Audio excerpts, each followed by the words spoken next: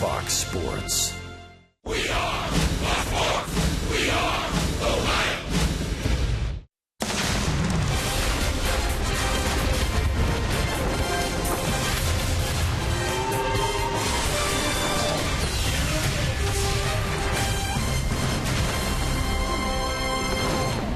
Well, the sun is shining brightly on a glorious weather Sunday in the Bronx, and we welcome you to the new Yankee Stadium. The finale of this three-game series, and the Reds trying to sneak out of here with a win before they make their way to Milwaukee back inside the National League Central Division tomorrow night. And hi again, everybody. Alongside Chris Welsh and Jim Day, I'm Tom Brenneman. Delighted to have you with us. Hope you're having a great Sunday afternoon.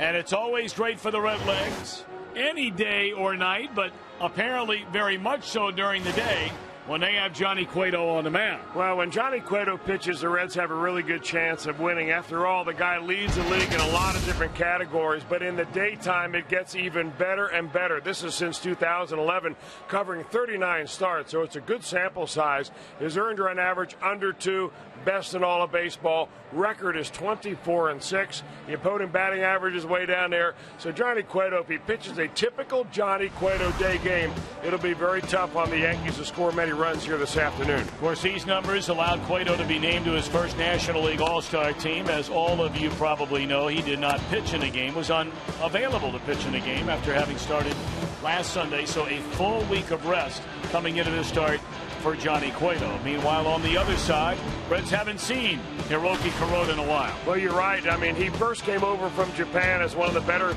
pitchers that Japan has ever sent over here in the United States. He signed with the Los Angeles Dodgers. He's in his third year here with the Yankees. Kuroda is at even 6 up, 6 down, not overpowering. What the Reds are likely to see today is a lot of sinkers, a lot of sliders from Kuroda. All right, when we come back, Jim Day will join us and talk about trying to buck a winning tradition these Yankees have created. That and more from the Bronx when we return.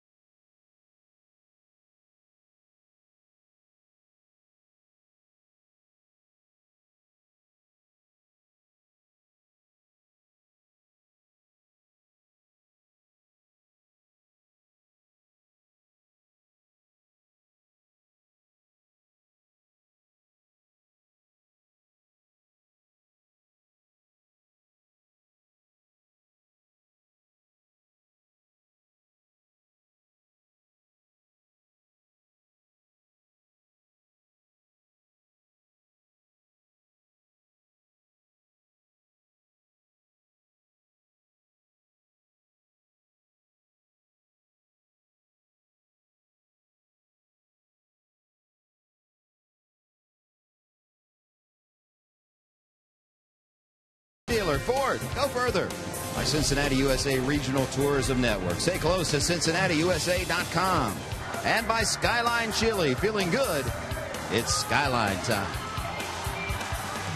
Game 3 of 3, Reds and Yankees coming up. I'm Jim Day on the field. We all know the documented greatness of the Yankee organization, 27 times World Series champions. And since 1914, believe it or not, they don't have a losing record against any team. However, as we check out our Elk and Elk storylines, brought to you by Elk and Elk, serious lawyers for serious injuries, call 1-800-ELK-OHIO. 3 teams have a 500 record against the New York Yankees. Now, keep in mind, this is regular season. This does not count World Series or the postseason. Reds 7-7, along with the Phillies and Dodgers. They could be the only team to go over 500 all-time, or at least since 1914, against the New York Yankees. Reds trying to avoid a sweep. They've got their ace on the hill. Their stopper, they hope. Tom and Chris are next with Reds Baseball on Fox Sports Ohio.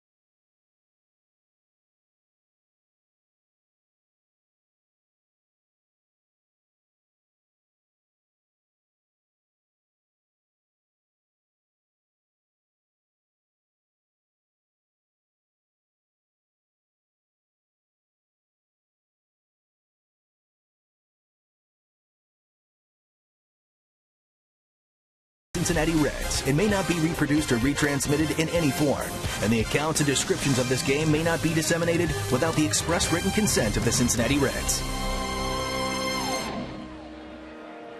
75 degrees, breeze at about 13 miles per hour, virtually zero humidity on a sunsplash Sunday in New York. Reds have started the second half of this season, the mythical second half, of course, well beyond the 81 games mark. And they come in at 5 games over 500. Milwaukee got beat last night, so the Reds 2.5 behind the co-leaders now in the Central, the Brewers and the St. Louis Cardinals. Take a look at Brian Price's lineup today, presented by Fire. The return of Skip Schumacher. He'll play second base behind Billy Hamilton in the leadoff spot. Todd Frazier over at first. Jay Bruce, Ryan Ludwig, Brian Pena in the middle. Chris Heisey swinging about well. He homered here yesterday. Followed by Zach Cozart, and over at third is Ramon Santiago. Right-handed Hiroki Kuroda, 6 up, 6 down. ERA slightly over 4. Makes his 20th start of the year for the Yankees. He has been one of the more durable pitchers that the Yankees have had, especially this year. In fact, he's only the quote-unquote hired gun pitcher that started the season in the rotation who's still there. He's not used to seeing that earned run average around 4. In fact, in every one of his seasons since coming over from Japan, he's had an earned run average in the 3s for Kuroda. Very solid pitcher. He's a very durable pitcher. And he's a guy that will throw about 92 miles an hour. He likes his slider a lot. He also uses a split finger as his changeup. All right, we are set to go. Billy Hamilton to lead things off. Yankees are 2 games over the 500 mark. Baltimore won last night, so the Yankees all by themselves in second in the American League East. They're 4 games out of first place.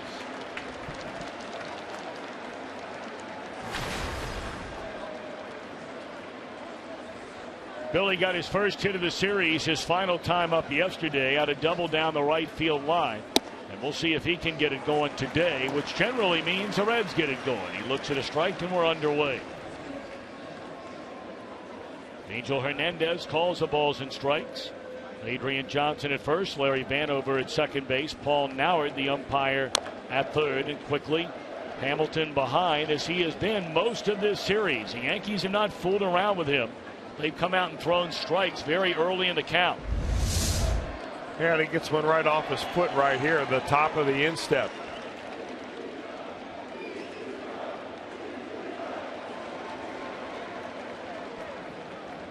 Actually, maybe even worse than that, could have been right off the edge of the big toe.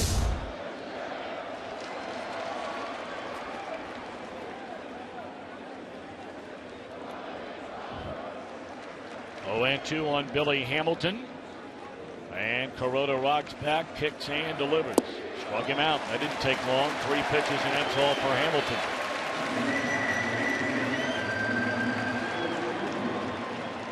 Take a look at New York defensively. It's the same lineup we have seen every game in this series, including their designated hitter, who again today is Carlos Beltran. And the Yankees defense presented by your Ford dealer. Well, they had to give the final okay for Skip Schumacher to be activated from that 7-day concussion disabled list. Ran him through a battery of tests the last couple of days. Final clearance just before game time today. The Reds were very late in posting their starting lineup, only about an hour before the game. 0-2 on Schumacher.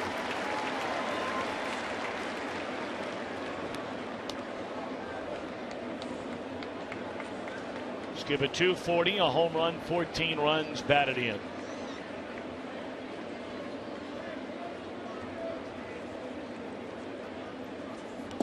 First time Kuroda has missed a strike zone. 1-2. Well, that pitch that he throws to left-handers, he got one on Billy Hamilton. He's thrown 2 now to Schumacher. Is that split finger that really drops off the table. That pitch is really designed to be a ball rather than be a strike. You'll see him throw it more often after he gets at least 1 strike on the hitter. Try to make a chase. Ran a fastball in on Skip's hands there. He fouls it away. It's 1 ball and 2 strikes. Well, during the daytime anyway, we'll be able to keep you up to speed on what else is going on inside the National League Central Division. The only exception would be the Dodgers and the Cardinals playing for the final time in that weekend series, and the Cardinals are gunning for the sweep. And it's back-to-back strikeouts for Kuroda to begin the game. You know, I guess every team on Sunday, in a way to honor the military, has a different style of camouflage uniform that they wear. And the Yankees today, they wear a uniform that has a camouflage NY and the camouflage numbers. And with the way the Kuroda's faced the first 2 batters, I'm wondering if he's not throwing a camouflage baseball up there. Very good point.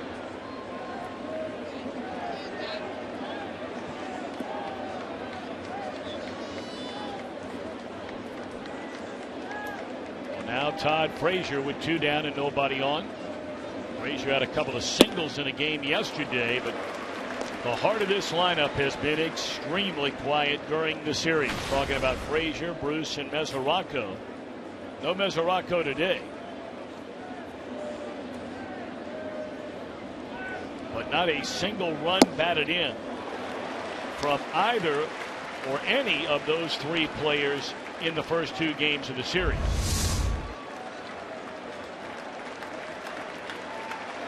Now Kuroda is 1 strike away from fanning the side here in the top of the first inning, which he does. Good night.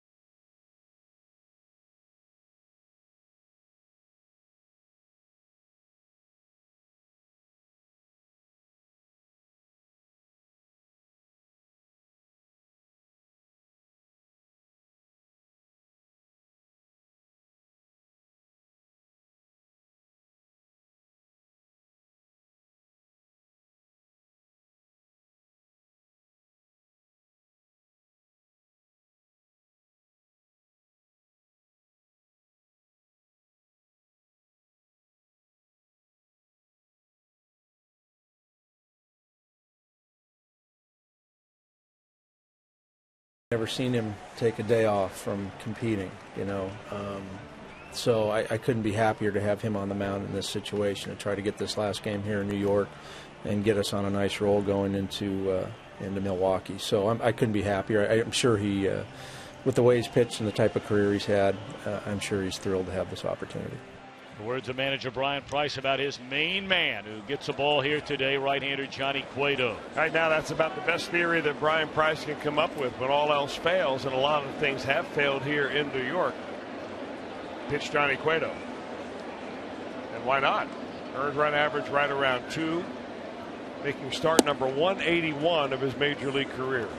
In there, strike one to Brett Gardner. Gardner's had a good series. He knocked in 3 runs yesterday, 2 on sac flies, the other on a single. He reached base twice in a series opener, stole the base, and scored a run. Cueto ahead, 0-2.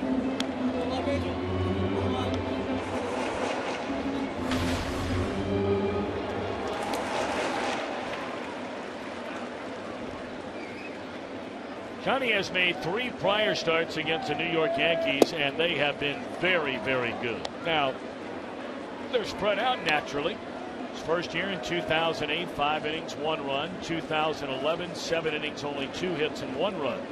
And then in 2012, 7 innings and 2 runs.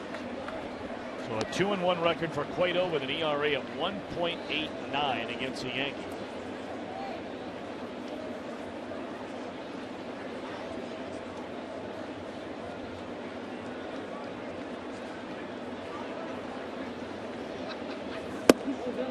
And that one just missed the outside corner.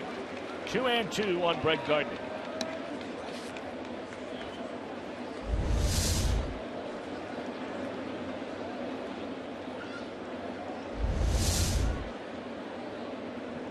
Cueto a long look in. He's got Brian Pena working behind the plate with him today, as he normally does. And did he go around? No on the appeal down to third. So 0-2 is all of a sudden become 3-2 on Gardner. Yeah, they're trying to get Gardner to hit the ball the other way by staying out on the corner of the plate. But I think on that 2 pitches ago, that Brian Pena is so far away from the center of the plate that even though he hit the mitt, you're not giving the umpire a chance to call it. And I think the other thing, when you move the catcher that far out of his normal catching spot, when you're really set him right on the corner so that your glove, if you hold it dead central, is just an inch or 2 off the plate, you give the umpire a real good look of that outside corner. And when umpires make their most mistakes, it's on the outside corner because their head is situated over the inside corner. I've always preferred catchers not to move a whole lot behind the plate because you make an umpire guess a little bit more. Strike 3 called, and he takes care of Gardner to open up the bottom of the first inning. Let's take a look at Joe Girardi's starting lineup today, presented by Myers. Same exact lineup we have seen in Yankee wins in each of the first 2 games. And here comes the captain, Derek Jeter. This will be the final time during the regular season the Reds will play against Derek Jeter in this his final Major League Baseball season.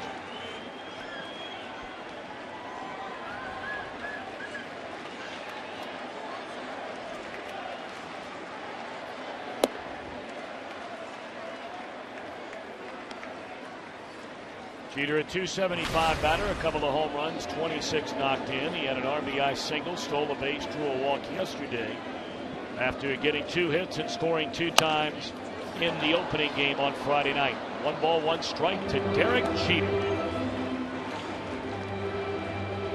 Now he's faced Johnny. Of course, you mentioned those starts for Johnny Cueto. Really started out way early in his career, but you're going to keep a guy over Derek Jeter is what you brag about. Better believe that. Graduated in 1992 from Kalamazoo Central High School in Michigan. The #1 pick, 6 overall in that 92 draft. He was with the Yankees by 1995 and has never looked back. Their full-time shortstop since 1996 when they won the World Series. Remember it as though it were yesterday. Buck Showalter got the Yankees to the playoffs in '95, but they lost that best out of 5 series to the Seattle Mariners. Showalter, hired by Arizona, The Yankees brought in Joe Torre. And I mean, the headlines in the local papers here were saying, you've got to be kidding. You have got to be kidding. Torre had been given 3 chances to manage with other clubs, including the Mets, early in his career. Well, that year, they won it all. And a big reason why, the arrival of Jeter, Bernie Williams, Jorge Posada, Mariano Rivera, and Andy Pettitte. 3-2 now to Jeter. And even though the Yankees have not hit much this year, with all the veterans in their lineup, you will see at-bats like this, where Cueto might have to throw 20-something pitches just to get through a 1-2-3 inning. This will be number 15. And he has back-to-back strikeouts. And he went back-to-back changeups to the same spot. He was a little upset, I think, because he didn't get the call on the previous pitch from Angel Hernandez. But he goes right back to one of his bread-and-butter pitches, and that's a changeup down and into a right-hander. Jeter saw the pitch before, could not hold on that one. The problem with that, and that is a favorite pitch for Johnny Cueto, but he will not see all that many right-handed hitters in this lineup. With the switch hitters that the Yankees have and all the left-handed hitters, Jeter is the only true righty that he'll see.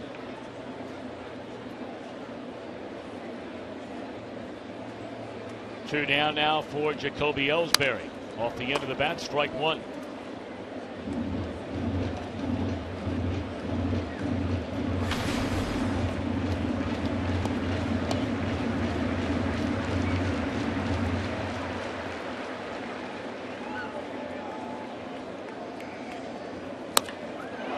Down the right field line towards the corner, and that is a foul ball.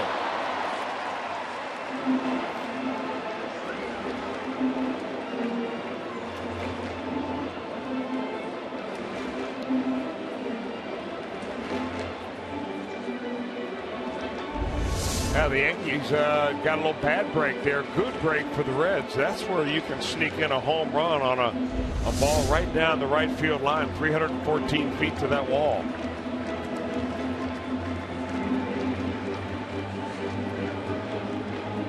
What it does do is put Ellsbury into an 0-2 hole.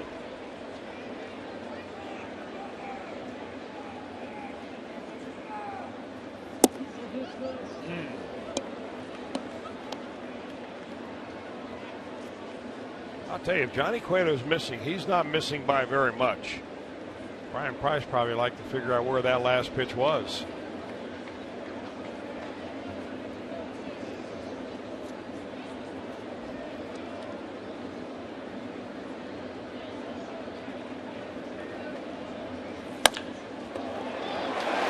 Hooked in the right field, a 2-out single by Jacoby Ellsbury.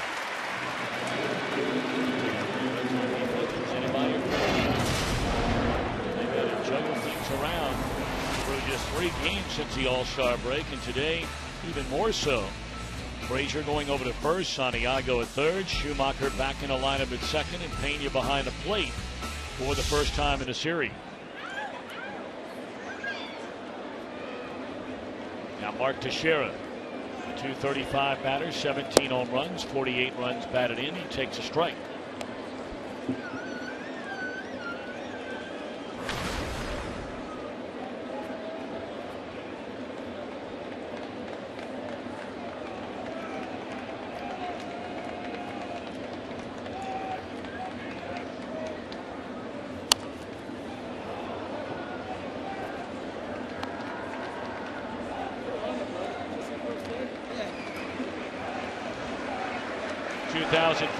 The 6th year for Teixeira since signing as a free agent with the Yankees back before the 2009 season.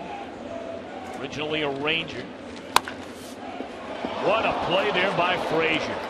That had double and a run scored written all over it. A hit and a man left. We played one as you get one more look at this play by Frazier right there.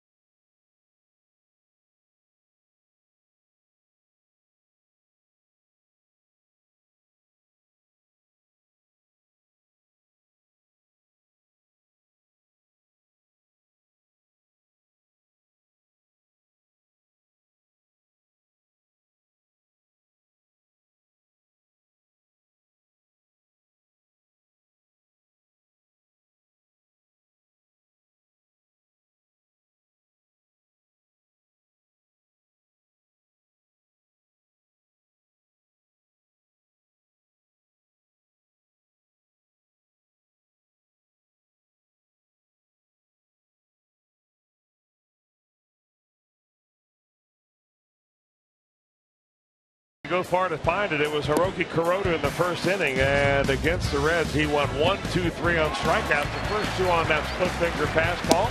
He polishes off Todd Frazier with a slider, and our Mazda pitch by pitch. Kuroda has seen 3 hitters, and he has struck them all out. All righty, now the batter Jay Bruce to lead things off here in the Reds' second inning of a scoreless game. And there's strike 1. The Reds in the game yesterday, and Brian Price addressed it after the game. He said it's just not what we are, and certainly not what we want to be, and that was in reference to the 13 strikeouts without a single walk yesterday.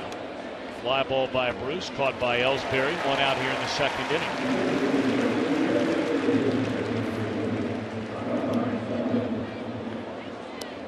And offensively, these are the numbers coming right out of the gate here in New York.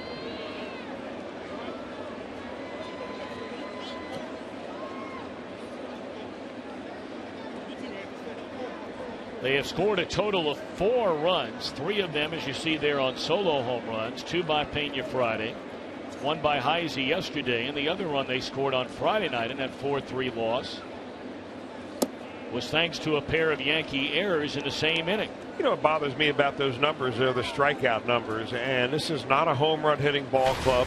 This is a ball club that really ought to consider more trying to cut the swing down, hitting the pitch, making contact.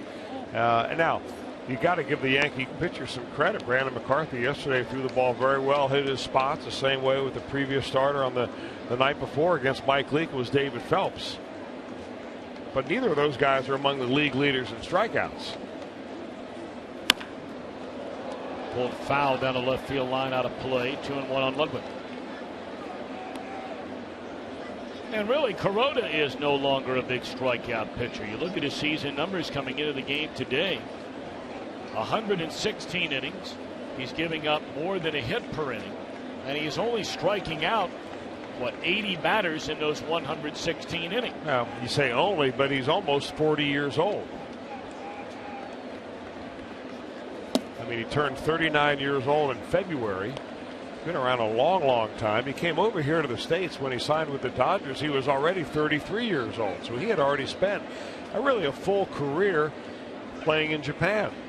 And really, he has turned out to be a pretty doggone good sign after leaving the Dodgers for these New York Yankees. I mean, you want results? Well, they don't mind, especially here in this ballpark. Kuroda 21-12 at Yankee Stadium in 42 home starts with an ERA at 2.9. So nothing wrong with that.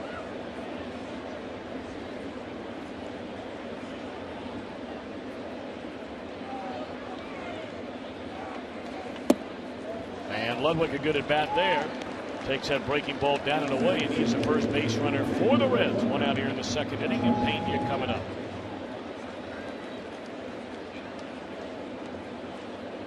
If I'm correct, that is only the second walk the Reds have received in this entire series. That would be correct. The other one was a leadoff walk in the second inning on Friday night to Jay Bruce, and he was thrown out trying to steal.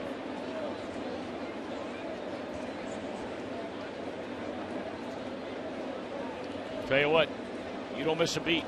Can't sneak anything by you. Well, the strikeouts are one thing, but not being able to gain some walks really indicates that the Yankee pitchers are coming right after him. Either that or the Reds are chasing pitches off the plate. Well, that was an excellent at bat by Ludwig. Pena the 2 home runs here Friday night. We told you yesterday, becoming the first Red not named Johnny Bench to hit 2 home runs, whether it was old Yankee Stadium or now the new Yankee Stadium.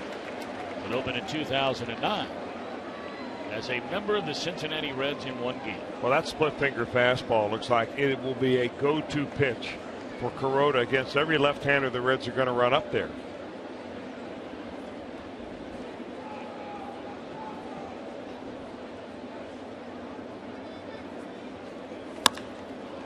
Off the end of the bat, a fly ball into short center.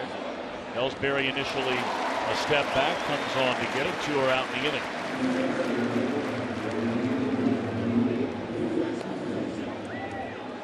Now Chris Heise, who has started each of the first 2 games He had a pair of singles and 4 at-bats on Friday night.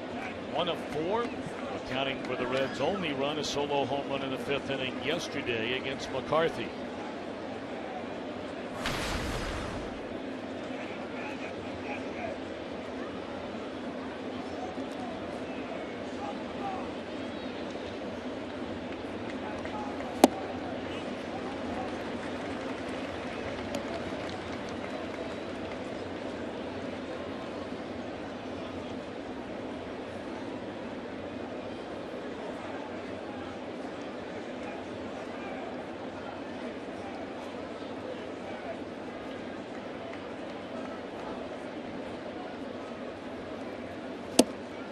Oh, and 2.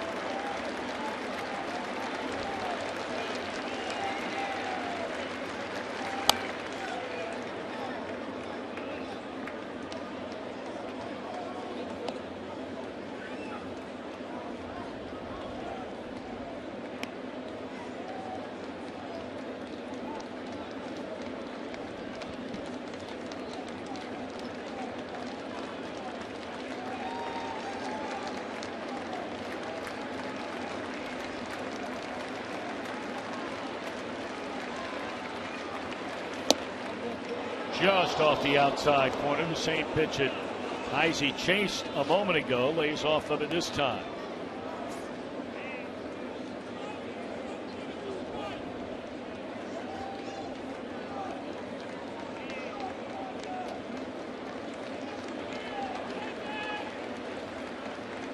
And now the 1-2 delivery.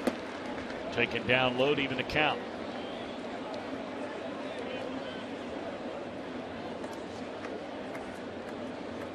Good crowd here today. Not the same kind of crowd we had on Friday, or for that matter yesterday afternoon. Huge crowd here on Friday night, and almost 48,000 on hand for the second game. And the 2-2. Kuroda looks in, okay's a sign. A glance over at Ludwig, and it's straight up in the air, and this should end the inning. Cheater shading his eyes from the sunlight, and that's all for the Reds. They get a walk, they leave a man. No score after 1.5 in New York.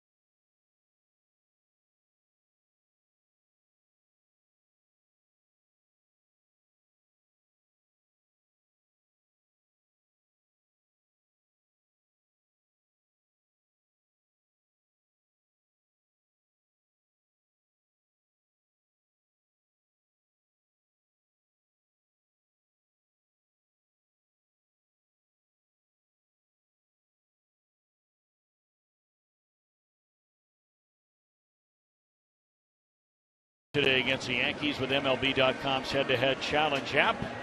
You and your opponent each select 4 different players, and the person with the most points at the end of each game wins. Head-to-head challenge, free to play. So download it today. I'll tell you who I got, and I won't wait until after he hits a home run to do it. I'm going with the sentimental pick today, Tom. Derek Jeter, even though maybe not a wise pick, if in fact he's facing Johnny Cueto, and now he's already lifetime 0 for 7, but I'm a sentimental type of a head-to-head baseball player. All right, well, the way this game works is since Chris chose first, I then get the next 2 picks. And you get a pick, I get a pick till you wrap it up. So I've already chosen Todd Frazier and Jay Bruce. Okay.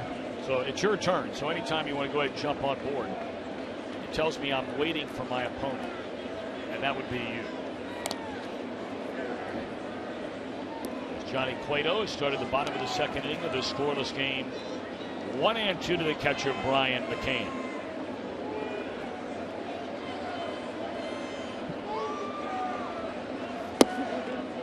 All right, I'm going Schumacher and Zach Cozart. Well, you got 2 picks there. Yeah, well, that's the way the game is played. It's like the draft. I thought it went 1-2, then 1-1 the rest of it. Just pick, don't think. Good, very good suggestion. There's a tapper that is a fair ball. And Frazier to the covering. Cueto to take care of McCann. Well, I'm still waiting for yours to go through. All right, I sent it through the commissioner's office right now. We have to get the okay from Bud Selig on this. Yeah. Or if not Bud Selig, Susan Waldman and John Sterling. You know what? They would be very good commissioners of this. They would. They would be. That's the radio team here for the New York Yankees and has been for a long, long time. I'd say they are a lot of fun to be around. They are. Oh, they miss your dad being here, too. Yeah, they do. Especially Susan. Yes, he has been very close with all of them. A very, very dear friends with John Sterling, as they have been for many years. And we've enjoyed our time with Michael Kay, and our old buddy Paul O'Neill still makes his home in Cincinnati. In fact, he had a big charity group up here before the game today where they, there you see the radio team. John Sterling on the right, Susan Waldman on the left. Susan, an incredible singer. She did something along the lines on, I don't know if it's Broadway or just off Broadway, whatever it was, a long time ago before she began her media career and now baseball broadcasting career. In fact, we had a Fox Saturday baseball game going all the way back to 1998, I believe it was, where we asked Susan to sing "Take Me Out to the Ball Game," and we ran it in the middle of the 7th inning. It was incredible.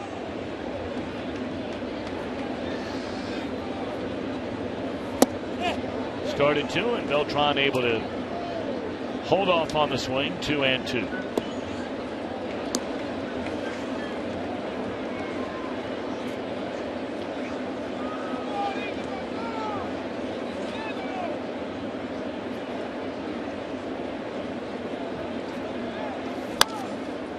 Still 2-2.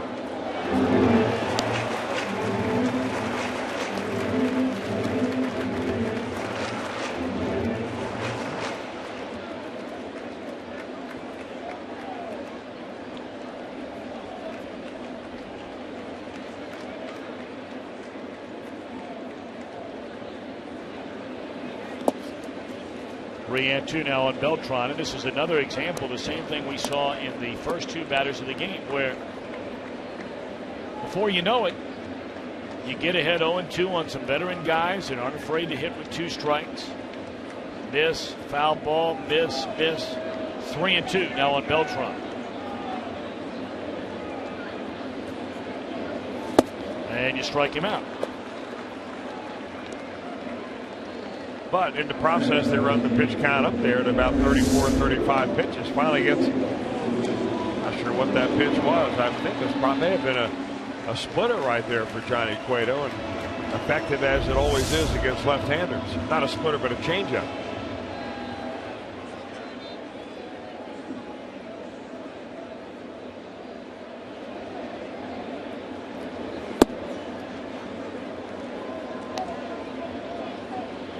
It just seems like American League teams are more patient. They take more pitches. You know the Yankees do. You know the Boston Red Sox do. At least they tried to do it this year as much as they did last year, not with the kind of success they had last year. Well, Johnny Cueto's tough. I mean, I think that he might come right after it.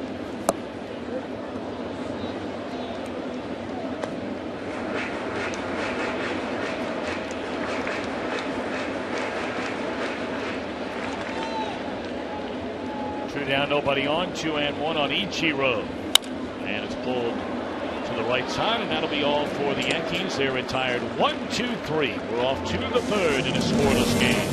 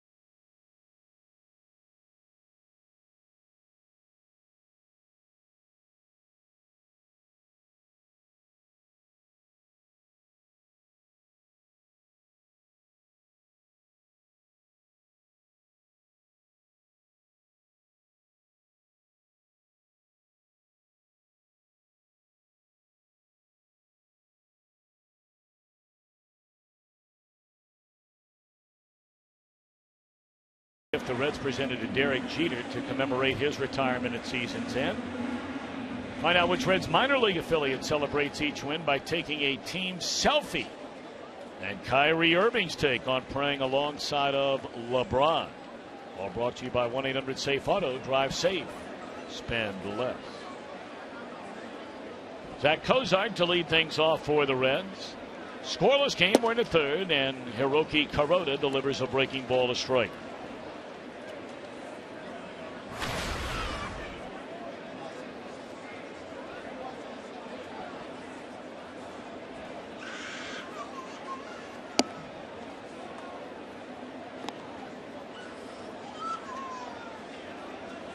Cozart at .233, a pair of home runs and 22 runs batted in. Had a couple of hits, one of them a bunt hit, scored a run here on Friday night, hitless yesterday. And a ground ball to the glove side for the captain, and he throws out Cozart one away. You know, Jim Day was talking about the consecutive winning seasons for these New York Yankees, and now they're just rolling right along, going all the way back to the last time they were under 500 in 1992. They've won 27 world championships here. And what's interesting is the gaps of years where they won nothing is that when it's hooked into right field towards a corner off the bat of Ramon Santiago. His hitting streak now goes to 8 straight games. And Santiago, with a one-out double, is now in scoring position here in the third inning.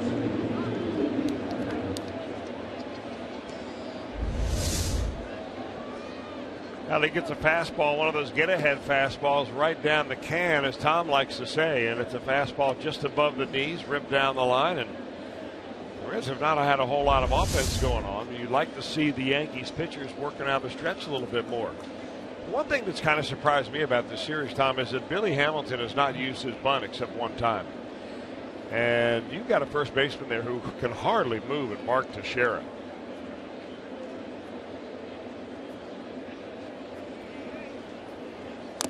Now, this may not be the time you want to do that because you can't drive a runner in from second base with a bunt hit.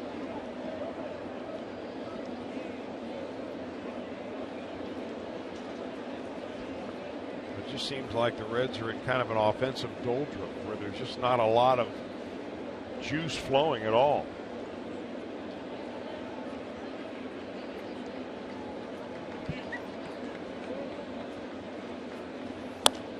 That one in the air by Billy Hamilton to right field, and Ichiro back to the track. And Santiago staying put at second base.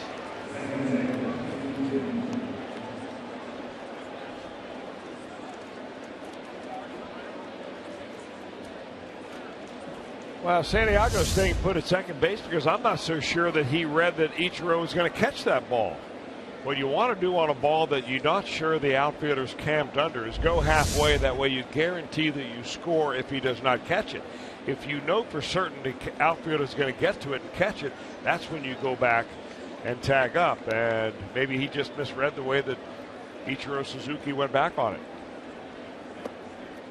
Well, they're going to lay off that splitter. And one way to do that is just tell yourself, you know, I'm not swinging at anything knee high. Because you can't throw a good split finger fastball starting it at the waist. You've got to start at the knees, and then it goes from being a strike to a ball. It's a hard thing to do, though, when you like the ball down the zone. The Reds do not have a single hit in the first two games of this series with a runner in scoring position.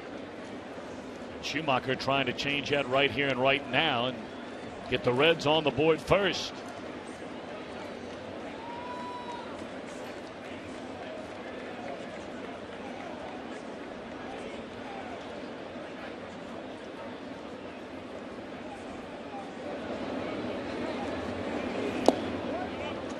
And that time he laid off that pitch.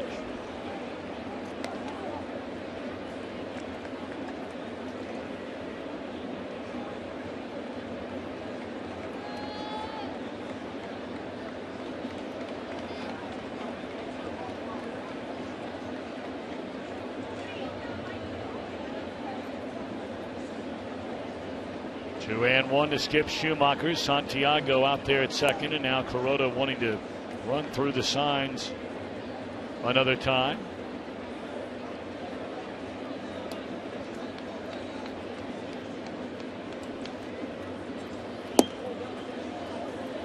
Three and one to Schumacher.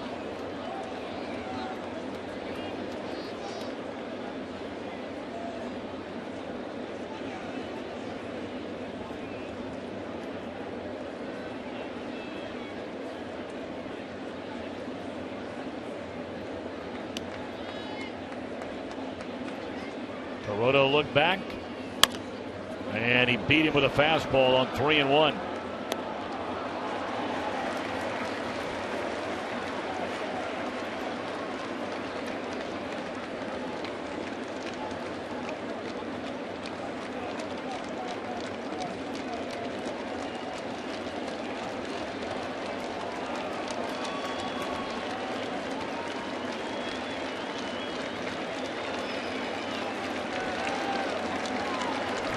Two on Skip Schumacher. Kuroda still looking in, and Schumacher saying, hang on a minute, let's try this one more time. Now Kuroda will step off the rubber, rub up the baseball, go to his hat. Still not on the rubber. And now that right foot finds the edge of it. OK's a sign quickly from McCann, and now the payoff pitch. Here it is. And a bouncer that is a foul ball.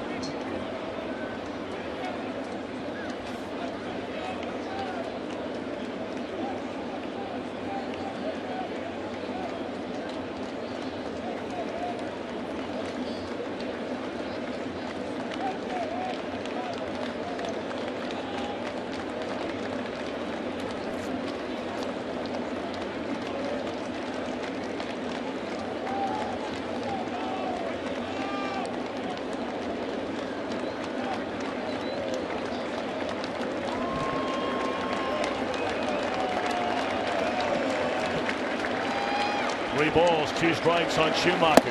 And he draws a walk.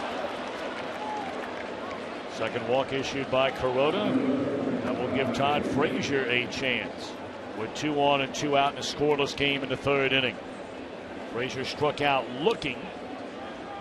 He went down on 3 pitches his first time up. Yeah, maybe one of the worst swings we've seen Todd have all year long. So we'll see if he's able just to wipe the slate clean.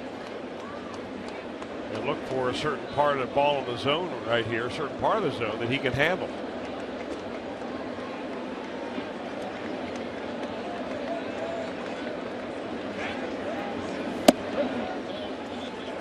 With 2 runners on base for the Reds is like the biggest rally they've had going seemingly in a couple of days.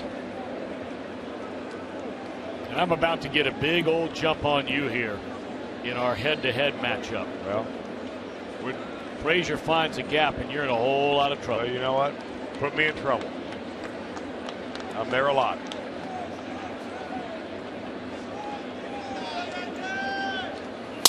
Oh, ducked it in the air, and it will be caught. A sliding grab by Ellsbury. Looked like he wasn't going to get there, but he did. That's a nice play by the Yankees center fielder on a broken bat.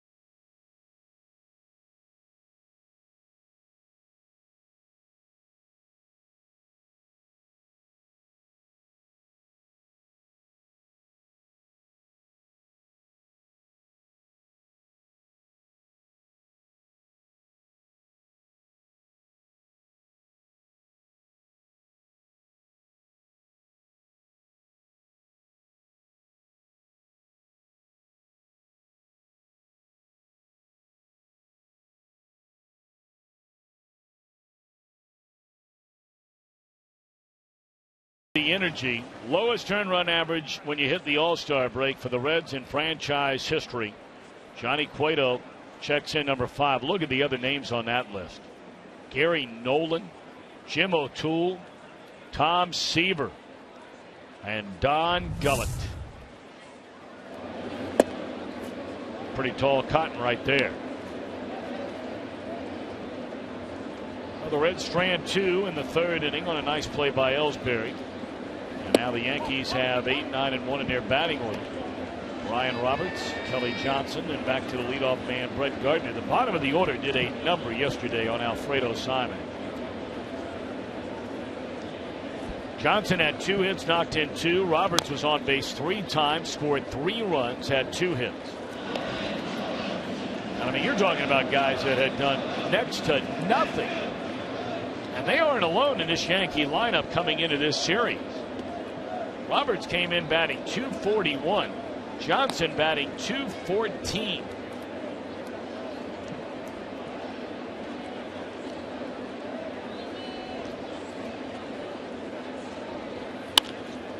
And Roberts has another hit.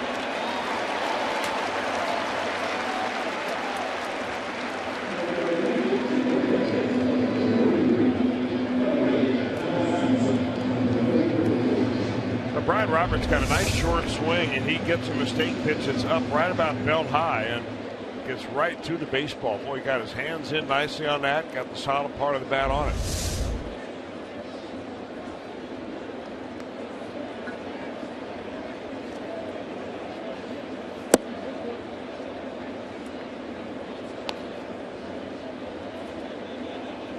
Colorado's jumped in front of the Pirates. They scored 2 runs in the first inning. Pirates have won the first 2 games of that series, taking it to a Colorado team that you should take it to. Believe it or not, the Rockies, when we saw them in May at Great American Ballpark, they were right in the thick of things. And we had made mention that they've had years where they start fast and then it just completely falls apart, and it is beyond falling apart for Colorado right now. After the abysmal start by the Arizona Diamondbacks, Colorado has tumbled past Arizona into dead last in the National League West. That was seemingly unthinkable for anybody in that division, even at the beginning of June. After the start Arizona got off to this year, beginning in Australia against the Dodgers.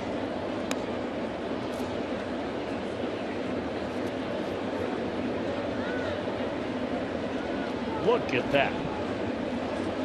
17 games under 500. Yeah, and really the big thing again for the Rockies is their inability to win on the road. They are 16 wins only on the road this year. They have lost 32 ball games.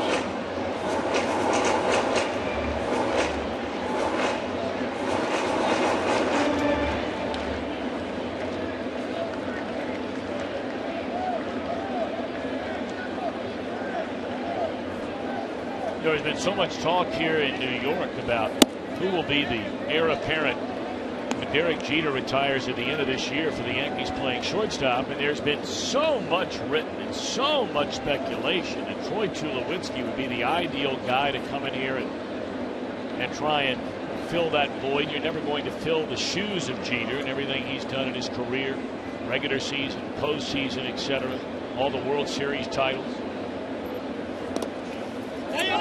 Well, Chris, I got to tell you, and I am not suggesting that Tulowitzki would be a different player outside of Denver, but when you look at his numbers and you look at any player's numbers in Denver, I'll tell you, I would have a hard time pulling the trigger on a significant deal, giving up any player or players to bring in a player from Denver. There's just too much history in that regard. Now, what I wouldn't do if I was the Yankees is try to bring in a veteran superstar caliber shortstop to take over from Jeter. There would be so much microscope on him that no matter what he did, he would not be able to fill the shoes of Jeter, as you said. I would just rather, go in a different direction rather than trying to fill Jeter's spot with another Derek Jeter. This team needs to be revamped a little bit. They're getting old. I mean, you're looking at almost everybody in the starting lineup today is 30 years of age or older. Got a pitcher who's almost 40. Well, trouble brewing for Cueto here.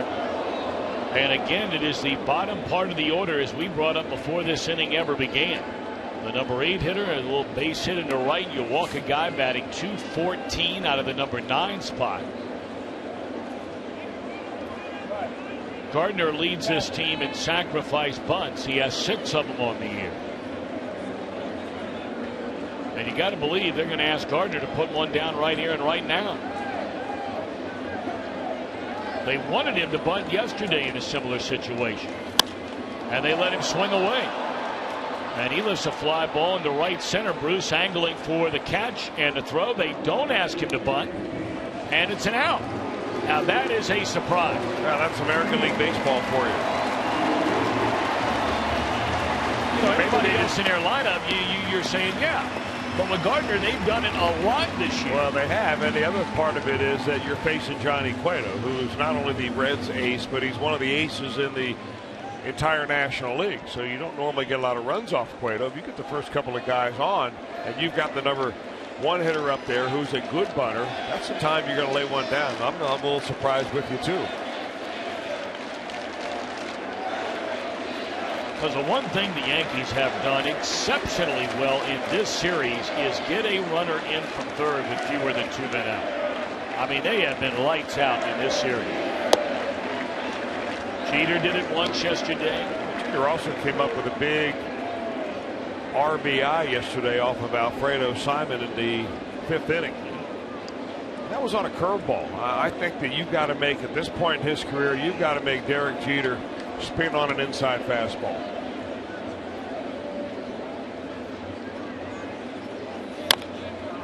Cueto quickly ahead 0-2. And he's gone right after him with fastballs. And the interesting thing was, in watching Simon yesterday, he threw a curveball to Beltran, who hit a home run on him.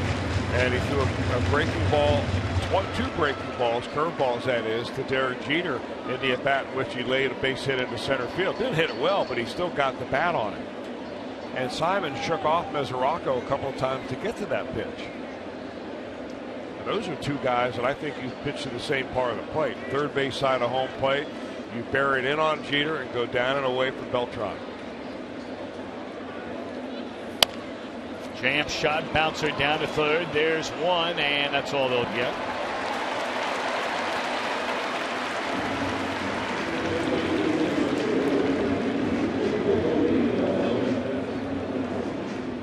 Well, 2 on, now 2 out.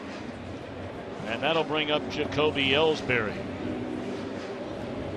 Ellsbury had a single in the right field, his only time up.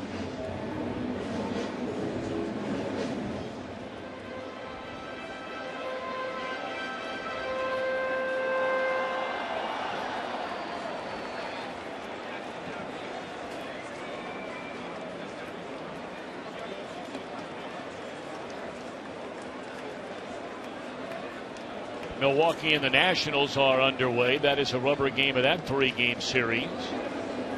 Giovanni Gallardo against Gio Gonzalez. And no score at the end of an inning. Ball 1 to Jacoby Ellsbury.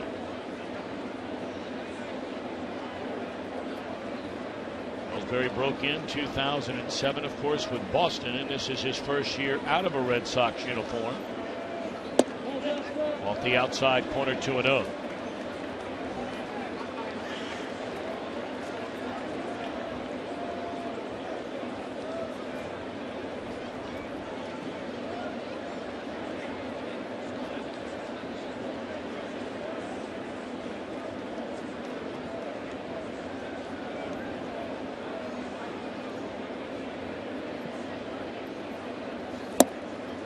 Good pitch here on 2-0, down and in underneath his hands, and it's 2 balls and a strike.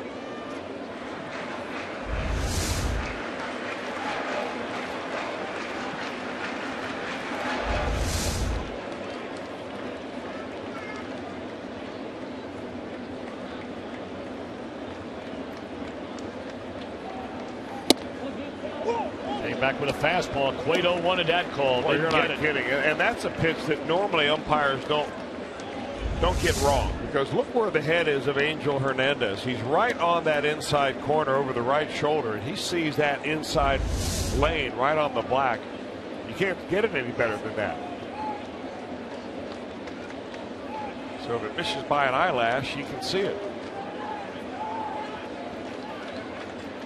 3-1 now on Ellsbury. And it's ball 4 to load him up. See, I think that's where Brian Pena moves a little too far off the plate. I'm not blaming him for a bases on balls right here.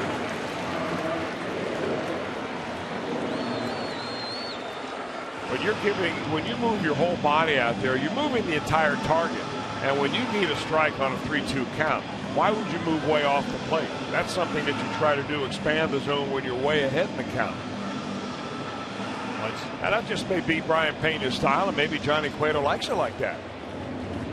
Sometimes, you give the umpire too good of a look on that outside part, and you never get the margin of error going your way.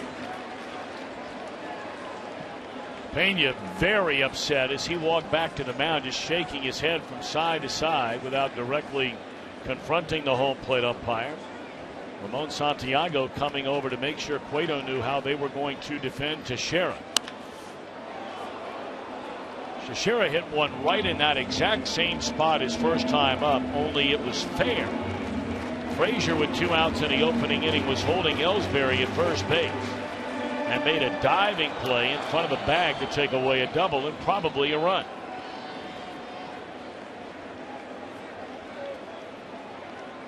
The Yankees have them loaded with 2 away here in the last of the 3rd inning. And look at that pitch count for Cueto already. We brought that up right from the get-go. Here you are working on a shutout in the third inning. And you have thrown 61 pitches. Well, those Yankee teams in the late 90s, they would wear you out. Well, so the easy question is, well, why doesn't every team do the same thing? I mean, you've got to have quality hitters to be able to do that. To not be afraid to hit with 2 strikes, to know the strike zone well enough to not chase pitches just off the plate. That's an acquired skill. And if you look at it, Chris, with all these 30-something-plus-year-old hitters, I mean, that's a lot of reps in that batter's box. Yeah. That's where you get it.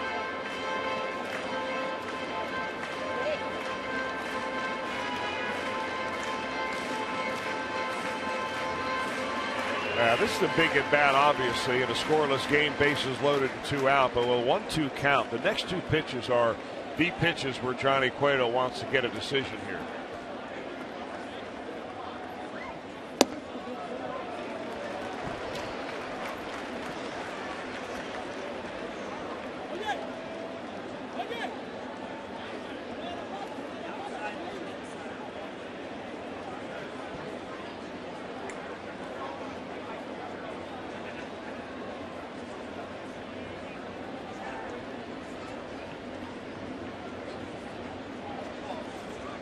Well, here's that pitch you were talking about as it's gone to 2-2.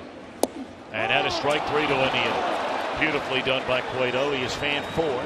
No score as we go to inning number 4.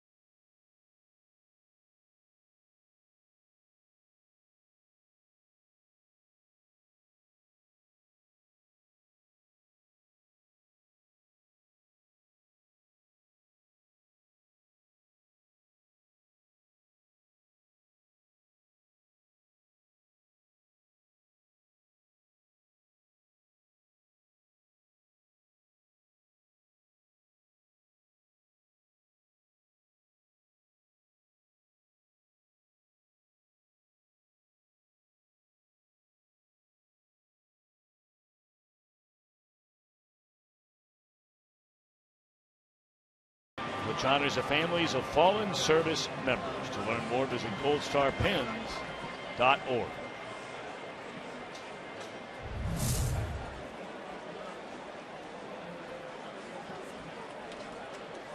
You Reds fans in town for this weekend, and boy, what a beautiful weekend it has been. And today, capping it off with this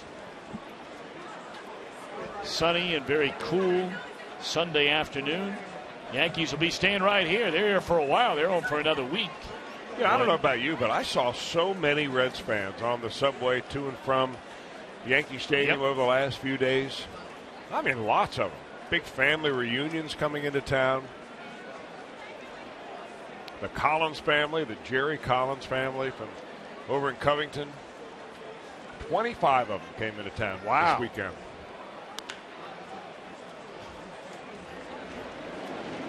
Two pitch at bat there for Jay Bruce, and that's one out to begin the fourth inning. You look at Johnny Cueto's pitch count. He's at what, 64. You look at Kuroda, 45.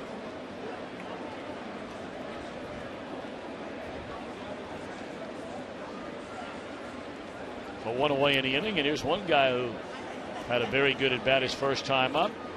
A patient at bat, worked it to 3-2. Ryan Ludwig before drawing a walk. And he looked at a fastball, strike one, his second go around. You know, we're talking about the Yankees in the 27 World Championships. That's more than any other team in the history of professional sports. But, you know, when you look at the history going back to when they began play in 1903, they went the first 18 years of the franchise without a single playoff trip.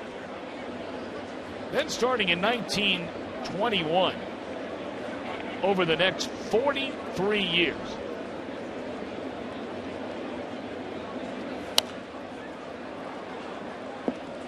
they won 20 world championships. Starting in 1923 was their first ever. Led by manager Miller Huggins. Won 98 games during the regular year. And of course, you're talking about Murderers Row and that whole group that came rolling through the Bronx.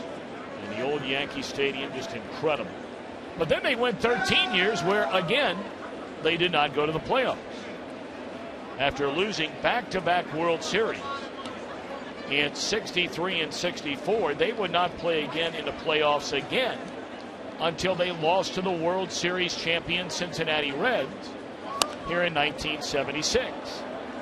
They put together a good 4-year run. They won it in 77, won it in 78, lost the World Series to the Dodgers in 81. But then another big gap, where they would not play in the playoffs at all until 1995. That was a series we talked about. They lost to Ken Griffey Jr. and the Seattle Mariners. Still 2-2 on Ludwig. But of course, starting in 1995, after that loss, they win the World Series in 96, 98, 99, 2000, lost to the Diamondbacks in 01, lost to the Marlins in 03, won it in 09. That was Joe Girardi's only World Series win as the skipper. And another excellent at bat by Ryan Ludwig. This will be capped off with a 1-out double.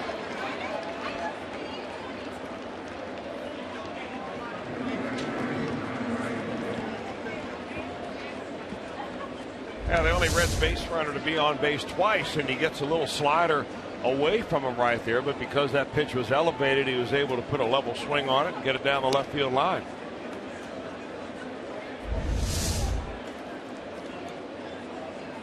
So Kuroda, after striking out the first 3 batters of the ball game, has had to pitch out of the stretch each of the last 2 innings, make it 3 innings now.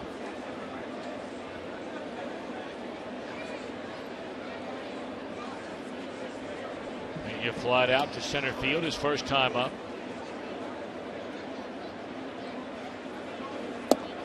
For more on Brian Pena, let's check in with our main man, Jim Day. Well, I've heard of guys switching their mechanics at the plate during the season, but never during the All-Star break. Brian Pena told me he went home to Florida and worked on his swing and actually worked out something mechanically that he thought was a flaw. Came back on Thursday, talked it over with hitting coach Don Long, and he says he's never felt more comfortable at the plate despite that swing right there. And it paid immediate dividends with that 2-home-run game. Well, Jim, you ought to keep talking, because every time you talk when we send it to you during an at-bat, a Reds player hits a home run. This is indeed true. I've been lucky in this series so far. It has not led to a victory, but Brian Pena's my guy. 1-1 on Brian Pena. And now 1-2. Here are the home runs from Friday night. Now the first pitch up in his little zone, he likes the ball up, one of those rare left-handers that does, and the other one was up as well, not quite as high above the belt, but Brian Pena hangs 2 of them out of here to right field. Look, these last 2 pitches that he swung through, little splitters that looked like they went down and away from him.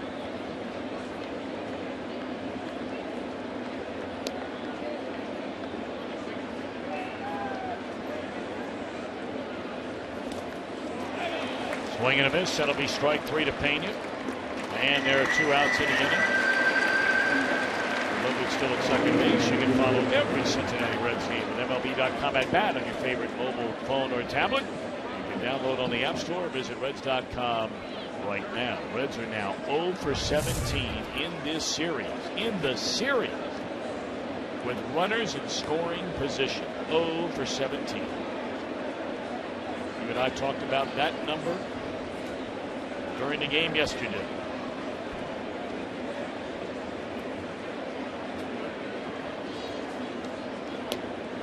Izzy trying to change that, but he won't. The Reds will go to 0 for 18 with runners in scoring position in the series, and will steer scoreless after 3.5.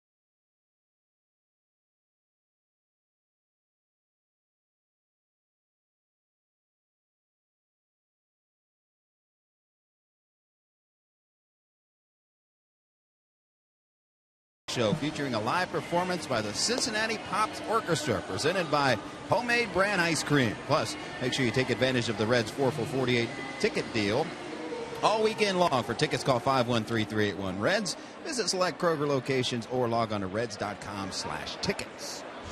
I am Jim Day. If you would allow me just one moment to say happy birthday to my mom. Patricia, happy birthday. I love you.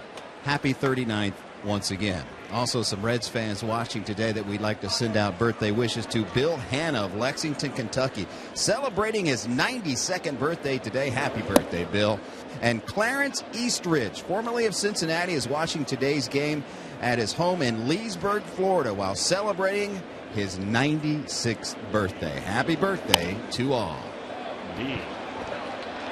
And that one hit just out of the reach of the Reds' defensive shift. A little floater by McCann. And the leadoff man aboard here in the Yankees fourth. Indeed, happy birthday to all of those, including your mom, Mr. Day. Look how deep the second baseman Schumacher is playing right there. I mean, he is in shallow right field, almost mid-range right field when he makes that leaping attempt to grab that baseball.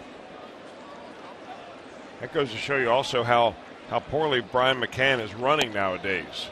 Well, you can play your second baseman that deep and he fields a ground ball and still throw the runner out from at first base. That's like being thrown out from right field. Well, now Beltran. And he's ahead in the count 2-0. Beltran struck out his first time up. Cueto has struck out 4. He's walked 2. He's allowed 3 Yankee hits. The first 2 reached in the third inning. And Yankees have the top of their order coming up. They elected not to have Brett Gardner, but he flied out. Jader bounced into a fielder's choice. And after a walk to Ellsbury, Cueto fanned Teixeira, leaving him loaded. 3-0 now on Beltran. They're a pitch away from putting the first 2 on in this inning. And they might bunt the next guy if they get the first 2 on here. Well, if they do bunt, it'll probably be a bunt for a base hit with Ichiro dragging the ball maybe down the first base line. Of course, then again, the way, as you just said, McCann is running, putting down any kind of bunt to sacrifice him is probably a pretty tall order. Yeah.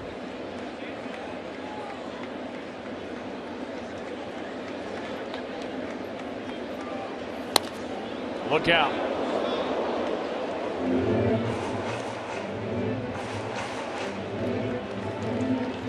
3-1 count, looking for a fastball, gets a cutter that comes right in on him, and he's already committed, and he nearly pulled that ball into the Yankee dugout. That's how far ahead of he was.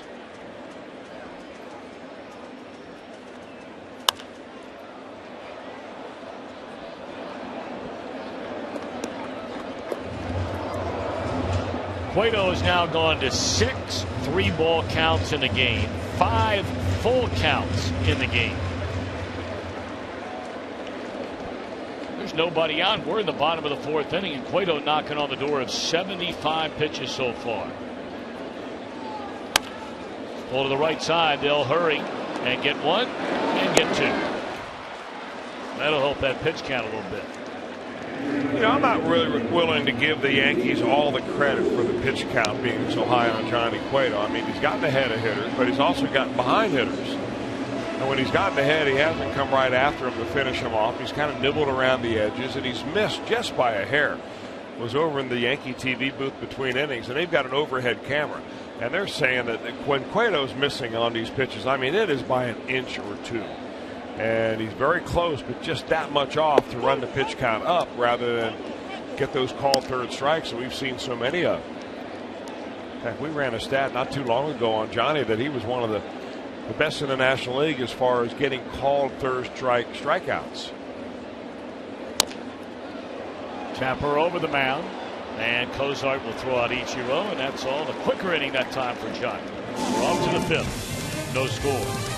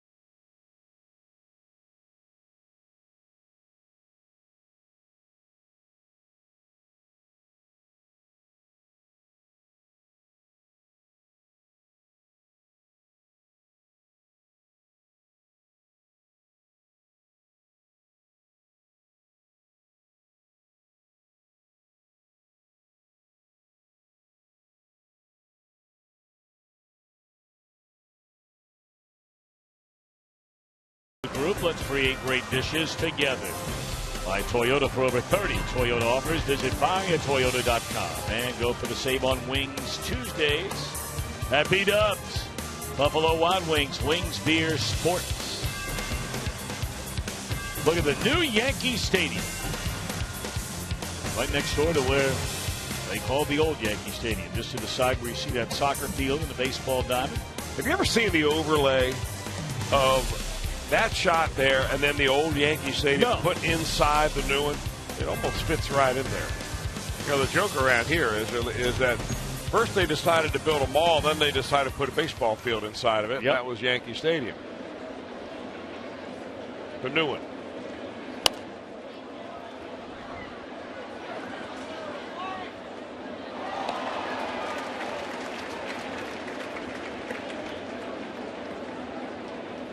Well, there was something about that old place. So, now they have all the amenities as you talk about, but where the players see when they come into a baseball stadium, when you ride the team bus in, generally in every ballpark, they're all the same. You're let off down the right field line or the left field line, and there's a big, huge service tunnel that runs inside the stadium, down at the ground level, where, all the folks can get the food, et cetera, all the merchandising in and around the ballpark to the different levels and all the different elevators. And so there's that service tunnel that you walk through when you get off the bus, and you get to the clubhouse, and you go in the clubhouse and you see that, and you walk straight from the clubhouse into a tunnel right out on the field. Those were the areas where the old Yankee Stadium would get inside the head of visiting players. There's a jam shot roller to the right side and a boot by Roberts, allowing Cozart to reach to begin this 5th inning.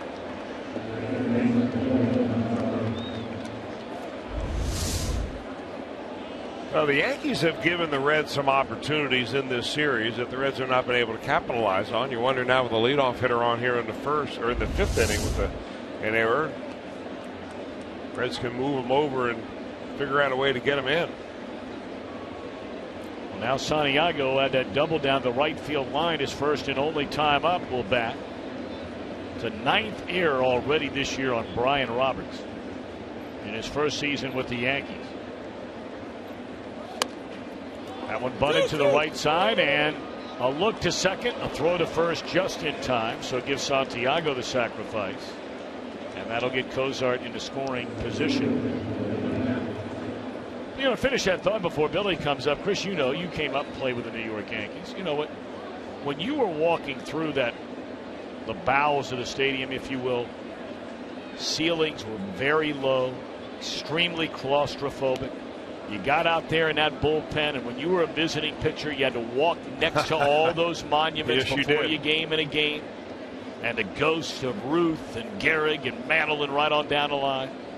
Now you can avoid all of that. You're right.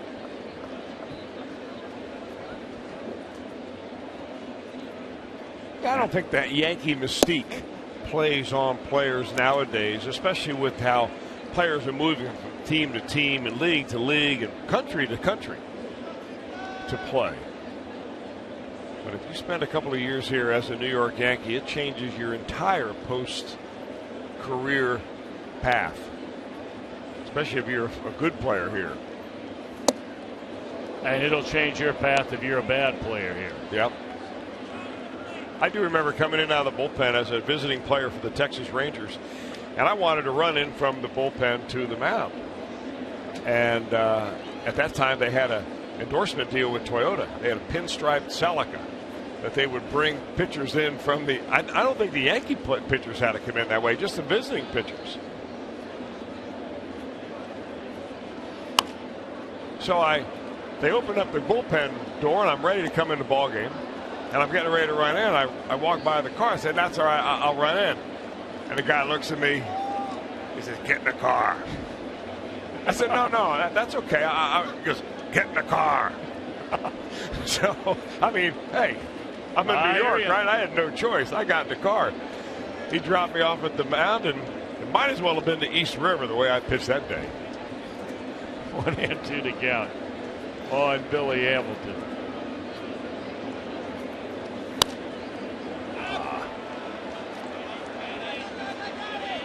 It'll be an easy play. It is. They have done a number on Hamilton in this series. Well, right now you can tweet your photo using hashtag #OhioFanPhoto. Perhaps we'll show it during an upcoming broadcast. It's brought to you by AT&T. Well, they bunt.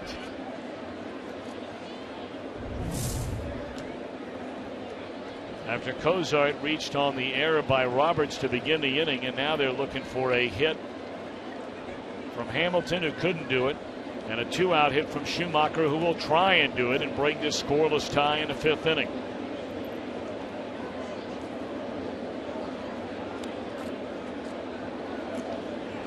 It's that predicament that managers get into, and there's no right answer, there's no wrong answer. It's one of those many plays in baseball you can debate. about whether you bunt in an inning like this. Your team is having a terrible time offensively in the series getting hits. So if you're coming at it from one angle, you say, man, I got to get a runner to second. Sooner or later, it's going to happen. Let's go ahead and bunt and get on the board. We've got Cueto on the mound.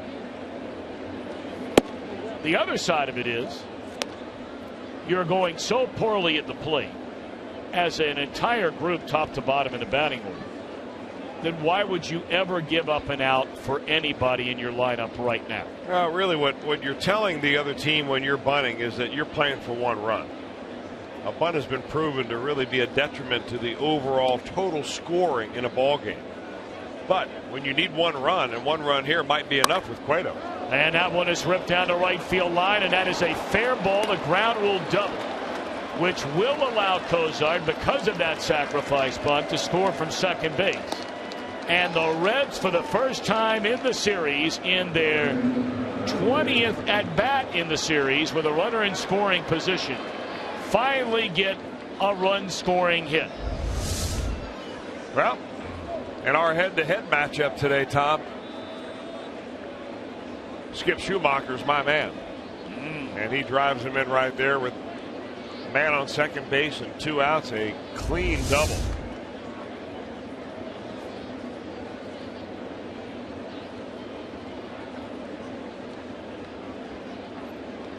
So here's Frazier. First pitch hack and 2 hopper to short, inning over. But the Reds get on the board thanks to a Brian Roberts error and a double by that man, Skip Schumacher.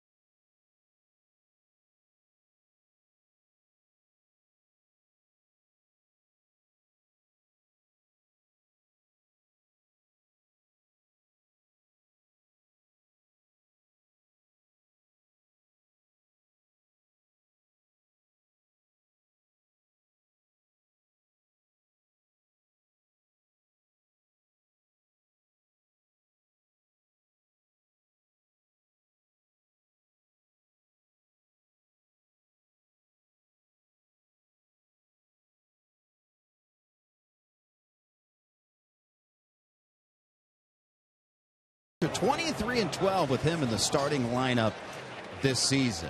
I'm Jim Day. First game back from a concussion is Skip Schumacher, and he told me that this is really one of the weirdest and worst weeks in his baseball career because it's the first time he's had a concussion, and he's never gone through these symptoms where he just couldn't get over it. He says he was hazy, foggy, and sluggish the entire week, and actually used the word, I feel like a wuss that I'm letting the team down. So it's been a week which flat out he said he was scared about it. First time he's ever had to deal with it, as I said. Now seemingly over the hump, and man, do the Reds welcome him back. And that's what I was talking about the other day, Jim, when the conversation like you had with Skip that I had just, 3 days, I think, after he had the initial diagnosis of that concussion following running into the pole out by the wall in the final game of that Cubs series last Thursday. And you could tell it really shook him up.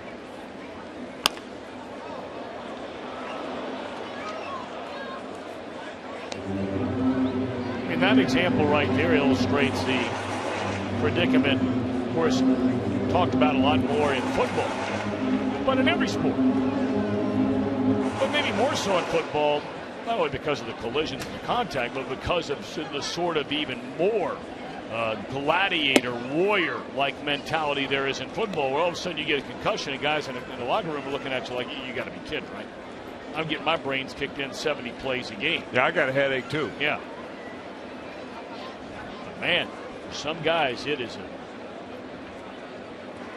certainly a wake-up call in not a very good way.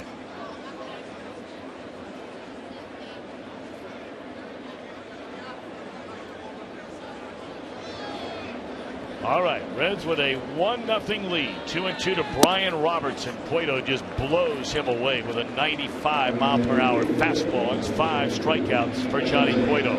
Roberts tried to flick one down the left field line on a previous pitch, and Johnny said, no more of that. So we'll make that our flamethrower of the day, brought to you by Cholula Hot Sauce.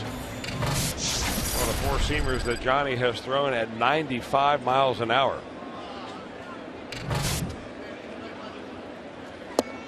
Well, you got to believe Cueto will not fool around in this at bat either. It was the number 8 and 9 batters that put him behind the 8 ball back in the 3rd inning when they singled and walked. Cueto wound up getting out of the jam.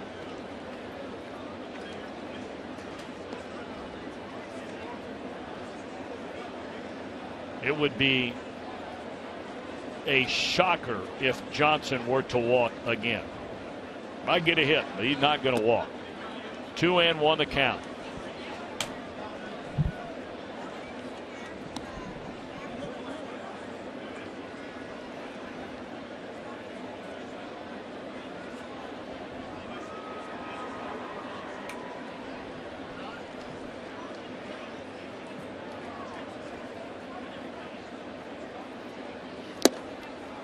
Came back with a fastball that time. Little cutter. His fastball runs at 95. That's his 4-seamer. That little cutter that he throws anywhere from 89 to 91 miles an hour looks like a fastball until about halfway to the plate. And he just misses off the plate. And, you know, when your pitcher continues to miss just off the plate, you know, bring the target in just a little bit. Because he's throwing right to Brian Pena and hitting him where he wants him.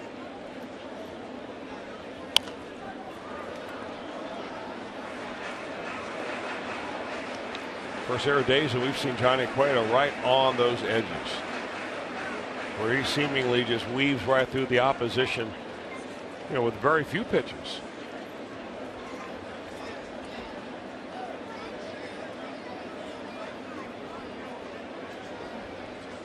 Well, I lost a lot of money on that bet. You got a guy hitting .214, 9th in the batting order. And they went away in 2 different at-bats, seemingly every pitch they needed a strike, and they were nowhere close to Kelly Johnson. Well, I can tell you, he probably didn't mean to walk him. I'm sure he didn't. But it is frustrating, especially when you're battling your pitch count. Now, if all you have to complain about on your pitcher is his pitch count, he's having a pretty good day. He's given up 3 hits, no runs yet. He's winning 1-0. But still, you really want to see Johnny Cueto out there as absolutely deep into the game as possible. And you come right back on the very next pitch and you throw a first pitch right down the middle to a far superior hitter, to Brett Gardner, and you get a strike.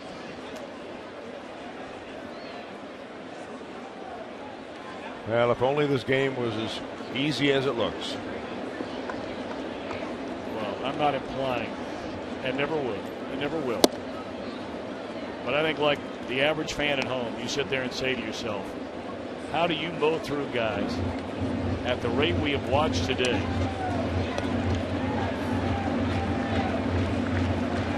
And you throw 8 balls and 3 strikes for the number 9 hitter in the lineup. Yeah. Well, you know, if you watch Johnny in between pitches, his body language is showing you that his mechanics are just a little bit off. He's kind of messing with his shoulder, trying to show, you know, trying to convince himself to stay in, keep his front shoulder in. I've noticed a couple of times today that Brian Pena has pointed to his own left shoulder say, hey, keep your shoulder in here. And it's been a full week for Johnny. He last pitched on last Sunday. Yep. Probably didn't get a regular type of a bullpen in, during the All-Star game. Not that he didn't throw, but it probably wasn't the same type of bullpen that he's used to throwing, because they had to throw it, to a new catcher somewhere in, probably up in Minnesota.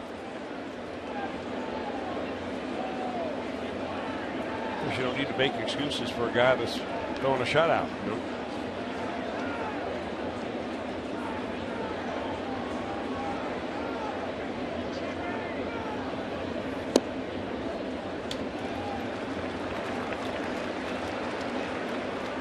I really believe that Johnny Cueto is throwing the ball right to the glove of Brian Pena. But look where Pena is. I mean, he's off the plate right there. That ball is right at him, but it's a ball. So you got to bring that target in a little bit.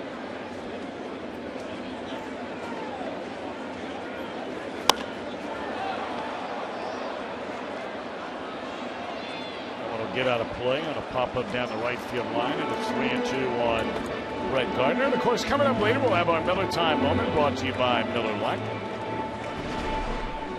Cueto at 93 pitches, and we are 1 out into the 5th inning, and he's throwing a shutout. But he's had 8 3-ball counts. He's had 6 full counts in the game, and now make it 7. As it's 3-2 on Brett Gardner.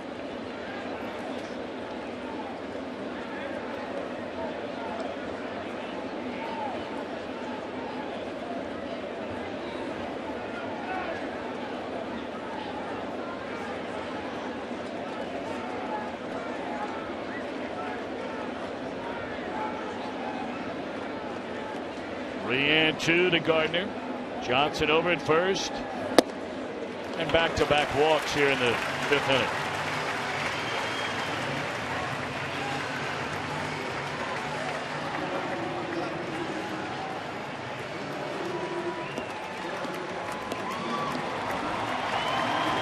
Brian Price was hoping that this would be an easy day today with Johnny Cueto on the mound and not a whole lot of managing necessary.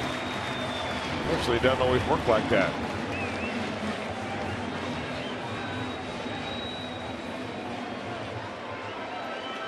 That's the 4th walk of the game for Cueto, and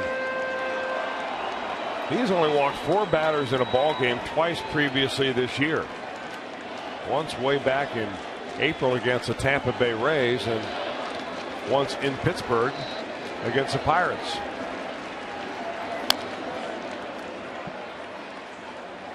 Oh, and 1 on Derek Jeter, who is 0 for 2 in the game, has struck out and bounced into a fielder's choice on a ground ball to the third baseman Ramon Santiago. Now this is where Jeter is dangerous if you pitch him away. Even though Todd Frazier is not holding the runner on at first base, you've still got a lot of area over there on the right side of the infield. Because Schumacher has to be close enough to second base to start a double play if he gets a ball down the third base line.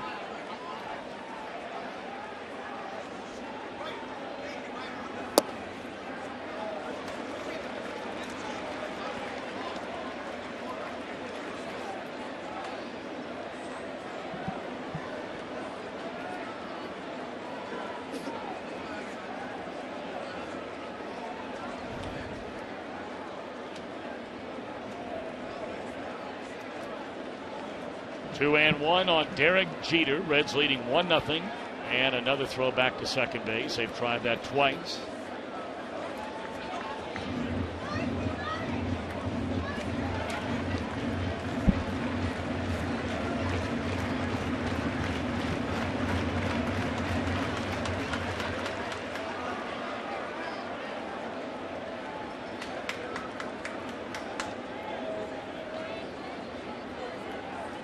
Now the 1-1 to Jeter. And here's that pitch away from him that he shoots into the outfield, and this will tie the game after back-to-back walks.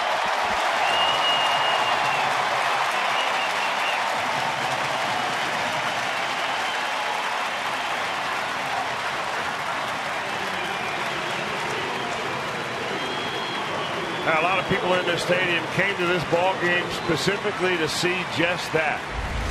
Derek Jeter do what he's been doing for a long time. Even that ball on the inner part of the plate. Now, Cueto wanted that away, but you can see the inside-out swing, trying to hit it right out of the catcher's glove. He does that about as well as anybody in baseball.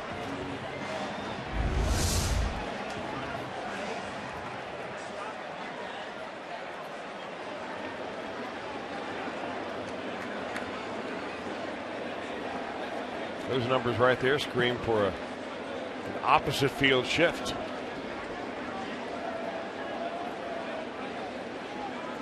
So now the Yankees have the go-ahead run at third. And a strike one to Jacoby Ellsbury. Cueto struck out Roberts to begin the inning, just blew him away. And then with none on and one out, he walked the number 9 batter, Johnson. He then walked the leadoff man, Gardner. Before Jeter ties a game with a single the other way. They're on the corners with one out in a 1-1 game. Cueto jumps ahead of Jacoby Ellsbury at 0-2.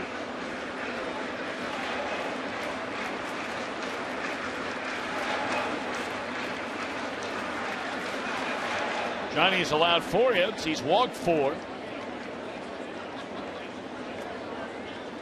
2 walks in the third, 2 walks here in the fifth. And Cueto has fanned 5. Number 6 would be a big one right here and right now if he can get it.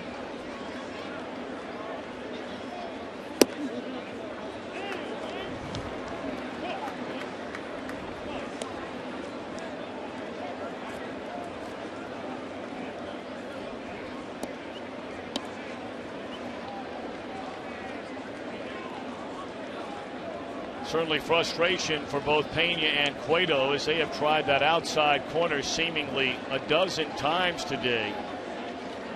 And either it is a ball or clearly they believe it's a strike and they're not getting the call by Angel Hernandez. Really doesn't matter which one of those two it is. The bottom line is it's not a strike. At least in the eyes of the only person who matters.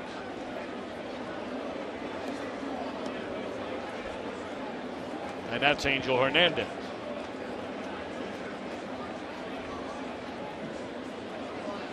And now Cueto at the 100 pitch mark here in the bottom of the 5th inning with 1 out.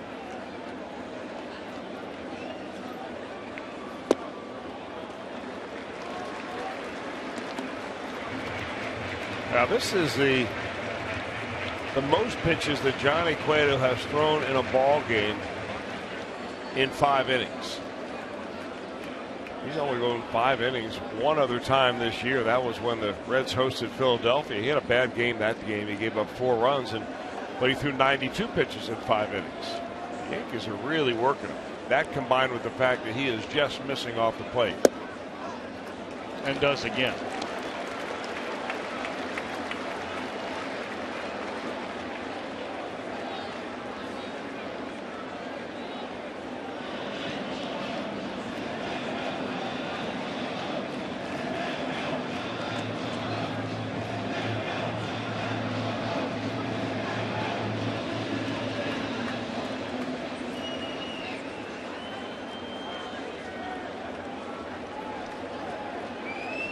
One game, runners at first and third with 1 away. 3-2 Cueto against Jacoby Ellsbury.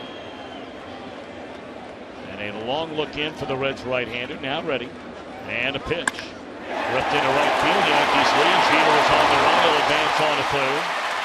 2-1 New York.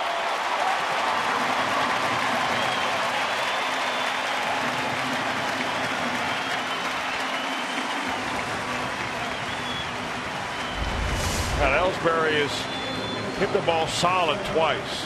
First at bat, this at bat, a sandwiched around a walk.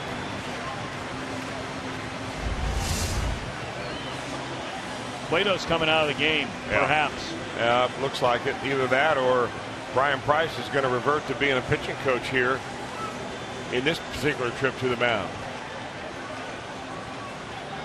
No signal given for the bullpen yet by the manager, Brian Price.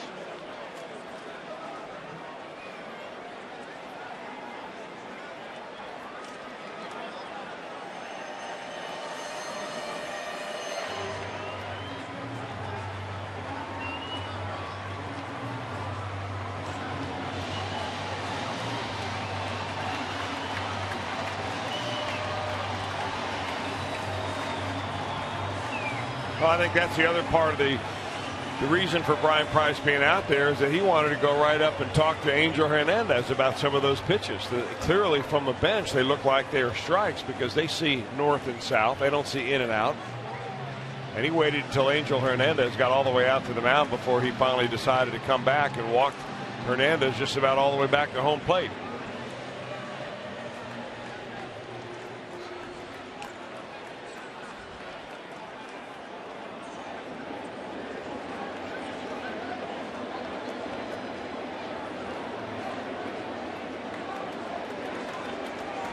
The Yankees have a 2-1 lead, and now Teixeira, who chops one into the New York dugout, first base side, 0-1.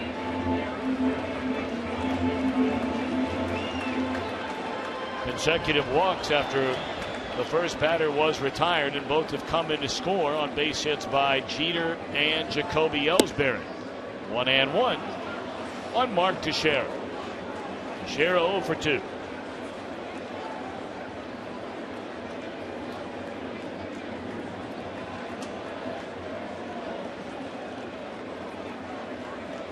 That time Cueto did get the call after all. So 0-2. I beg your pardon on Teixeira.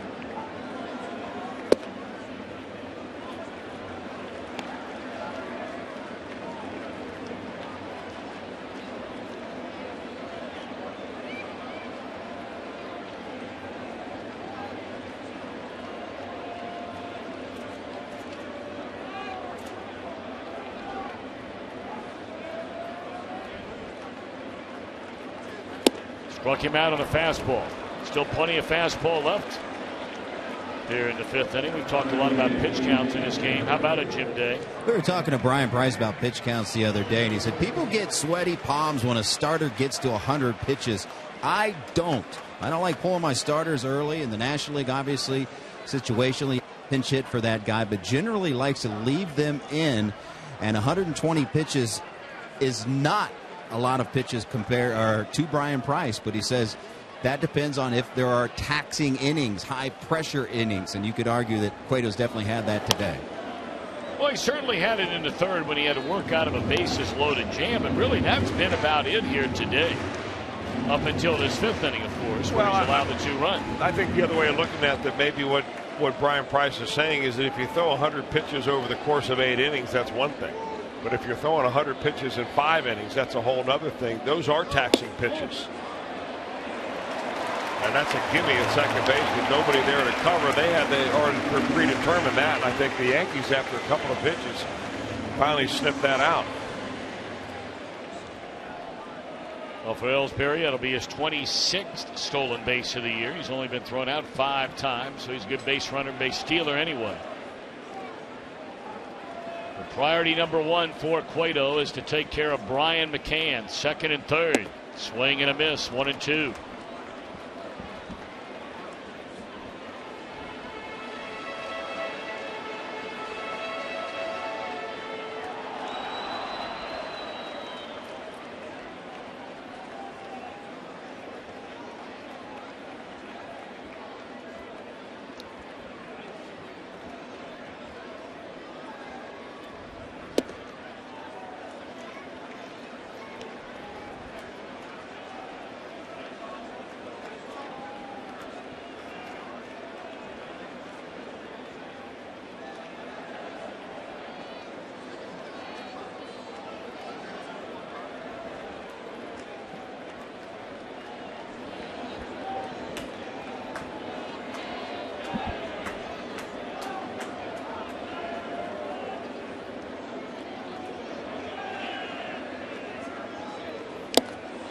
Blew him away in a fastball, and Cueto avoids any further damage. He's fanned 7, but 2 walks in the inning, come back to score. And at the end of 5 from New York, Yankees 2, Reds 1.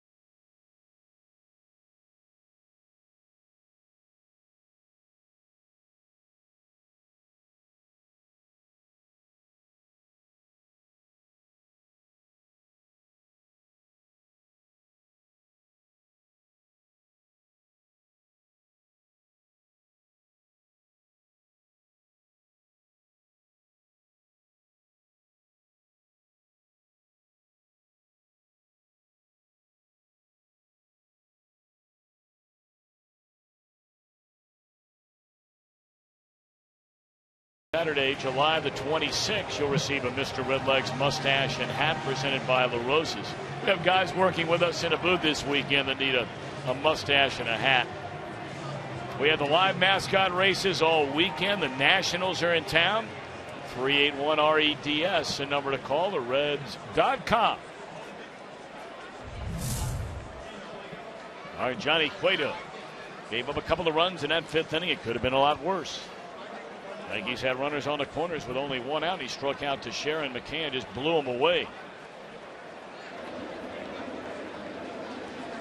And now the Reds have the left-hander Manny Parra throwing in their bullpen. Makes you wonder if Cueto will be out of the game in excess of 100 pitches in 5 innings today. Reds have 3 hits so far against Hiroki Kuroda. They broke a 19 at-bat stretch without a hit in this series with a runner in scoring position when Skip Schumacher delivered that run-scoring 2-out double in the 5th. Well, the Yankees answer with a pair in the bottom of the inning, and it's 1-1 to Jay Bruce. He'll be followed by Ryan Ludwig and then Brian Pena.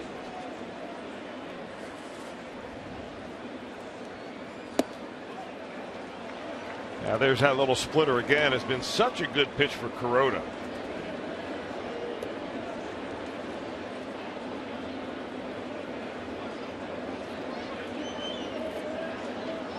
Down on the field before the ball game today, we brought up the name Paul O'Neill before the game, and sitting up here in the booth and just looking down behind the Reds batting cage, Paul O'Neill, the broadcaster for the Yankees, obviously played for the Reds and the Yankees in his great major league career.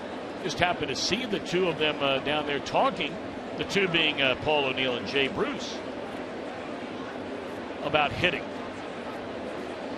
It's a good guy to talk to hitting about, Paul O'Neill. You know, one of the things you love about O'Neill when you talk to him about hitting, and we've talked to him, Chris, you see Paul O'Neill quite a bit back in Cincinnati, but here in this series the last couple of days, he was a guy, and many Reds fans will remember when he first came to the major leagues, he had a terrible time hitting left-handed pitching. And the Reds grew extremely frustrated, in particular Lou Piniella, the manager at the time, leading eventually to a blow-up in the dugout when the Reds were in Los Angeles during a series early in Paul's career. And O'Neill is a guy who, when he talks about other players and what they might be going through, he says, look, I battled and battled and battled and battled for 20 years and had a lot of ups and a lot of downs. So it's not like he's some guy that all of a sudden forgot how hard the game is. Right.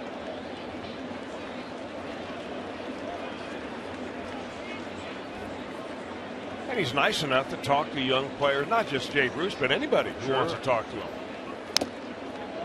about hitting. And, you know, for O'Neill, when you battle hitting against left-handed pitching, the main thing is your front shoulder. It's funny how the parallels are with pitching.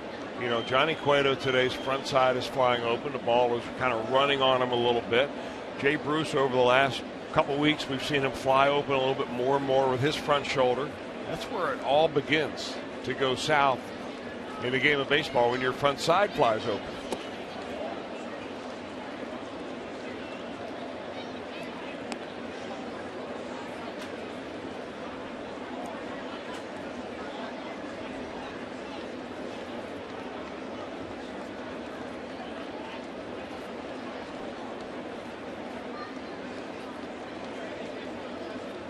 Two on Jay. Well, after seeing a bunch of those split finger fastballs, he finally goes upstairs with a four-seam fastball and gets a strikeout. His 5th of the day. Struck out the first 3 batters he faced, and then he struck out 1 of the 4th, and now Bruce on a fastball here to start off the 6th. Jay 0 for 10 in the series, has struck out 5 times. Kuroda has, you know, he came from a baseball family from Osaka, Japan, a very hot and humid place. He was a kind of one of those players that came over in an era from Japan that it was back in the days when the training regimen and the punitive training regimen for amateur players in Japan was really bordering on child abuse. When he went to high school, he was on a particularly bad string of runs on a summer select team that he played on. And he had a bad game, and his coach told him, go run. And what that meant was, go run. Run from 6 a.m. till 9 p.m. 4 days in a row.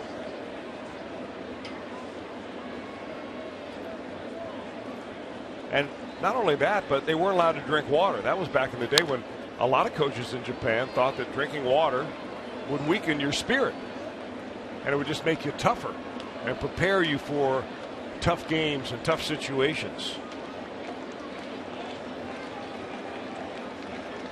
And teammates would leave Kuroda and one other player that was having a bad way rice balls and water hidden in the woods so that when they run through the woods and the coach wasn't looking, they could stop and take a rest and get something to eat and drink. And he looks back on that and says that even to this day, he's afraid of giving up hits and runs. He was asked recently if he could go out and pitch 200 pitches in a ball game, and he said, well, I'm human, I could probably get tired, but I was trained to do that.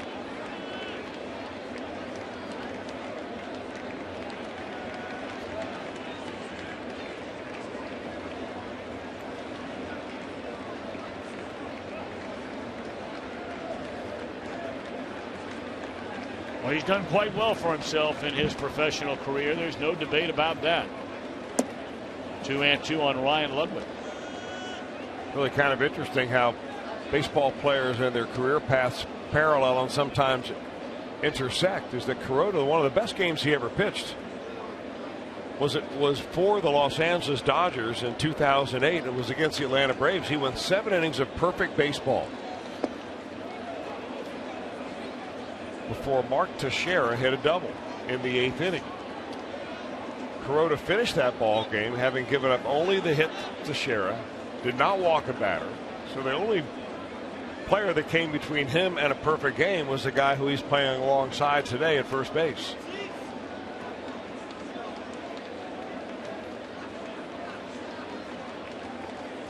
Three-two on Ludwig. 6 strikeouts in the game now for Kuroda.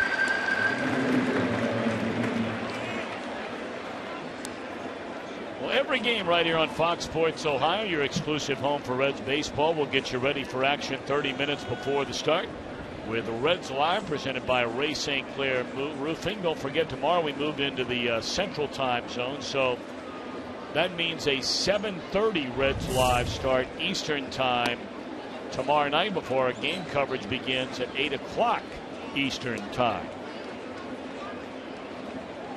Brewers, by the way, are winning that game very early on, and they're in the 4th inning, 2-1 over the Nationals. Pirates are losing in the 5th by a run. We mentioned earlier, Clayton Kershaw will get the ball tonight for the Dodgers, trying to prevent a weekend sweep at the hands of the St. Louis Cardinals.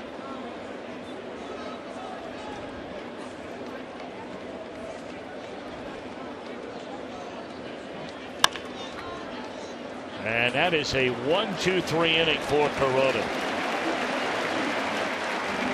Yankees lead 2-1.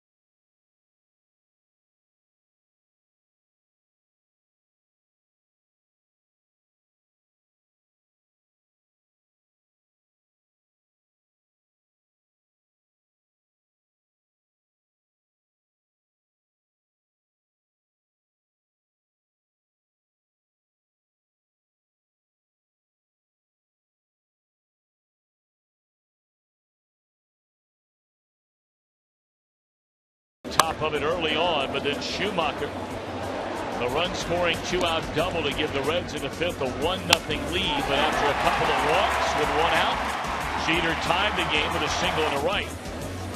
And then Gardner would score on a single by Jacoby Ellsbury. Yankees were looking for more. They had runners on the corners with only 1 out.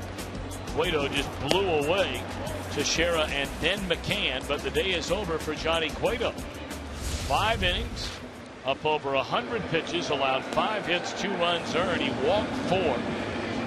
2 of those walks came consecutively and both scored in the 2-run fifth. And Johnny struck out 7.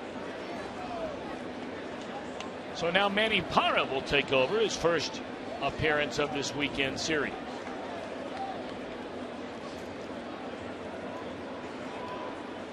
You would think with all the left-handed hitters in the lineup for the Yankees that you would love to run left-handers out there against them, but they're a pretty good hitting team against left-handed pitching. Of course, Beltran, a switch hitter, moves around the right-handed, and I kind of think you pitch him the same way right-handed as you do left-handed, which you just keep the ball down and away. You're going to make him hurt you. Make him hurt you the other way.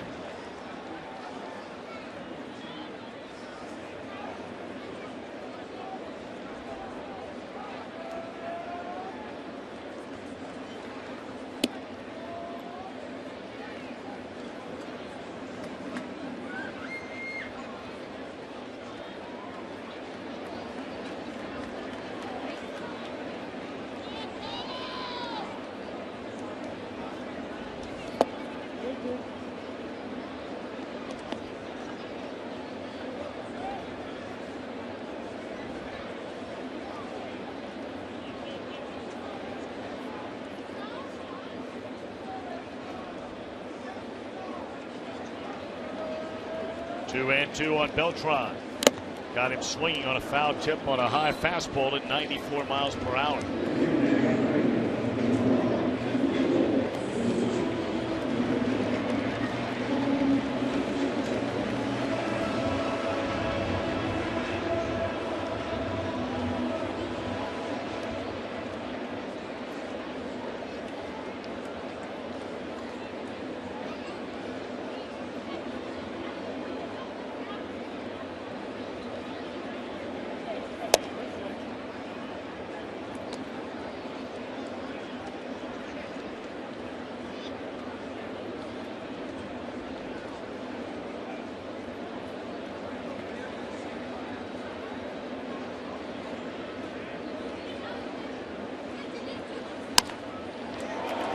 And that's into center field, a base hit by Ichiro. 1-out single for the Yankee right fielder. Today, USAA would like to pay special recognition to all of our service members at home and abroad. And today, the parachute team landing safely, thank God, inside of Yankee Stadium. A little more than a half a dozen of those guys came cruising in. Very impressive. And girls. And girls, pardon me. That's bragging rights right there. You can say that you parachuted into Yankee Stadium.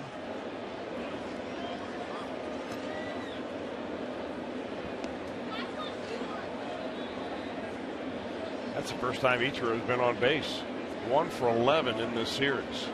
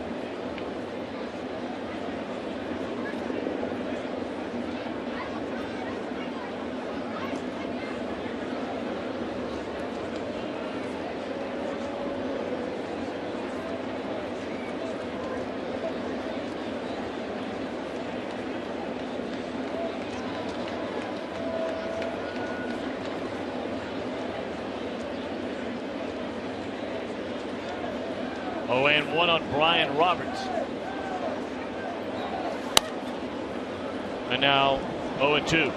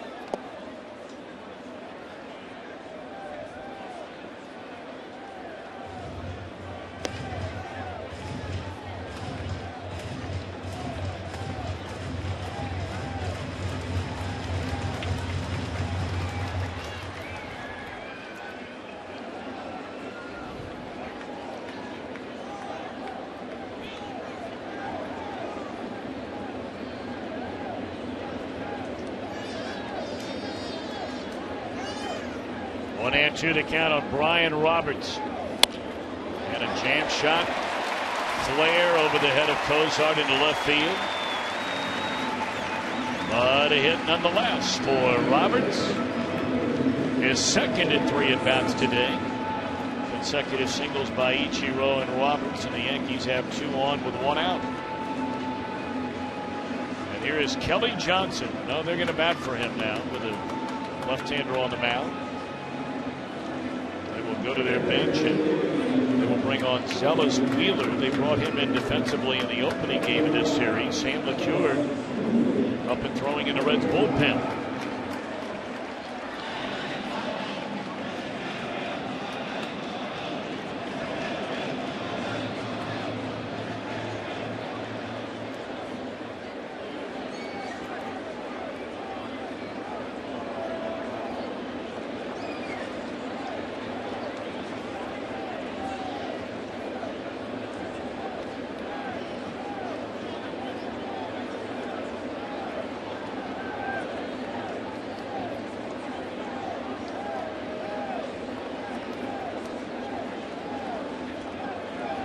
Two on, 1 out. Parra looked back at second in the pitch, and it's under the knees, ball 1.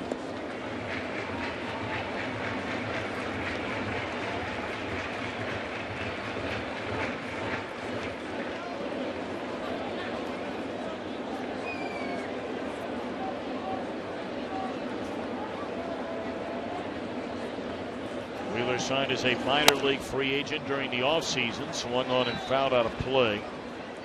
He was originally selected by the Milwaukee Brewers, 19th round pick. He's from Alabama, Childersburg High School in Alabama. And when he came out of high school, he was one of the better linebackers in the state. Recruited to play football. Instead, he chose to go to a community college, Wallace State Community College, where he played baseball.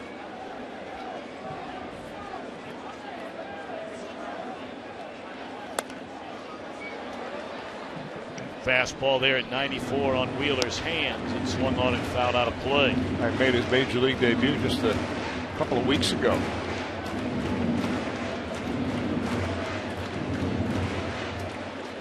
First major league hit was a home run.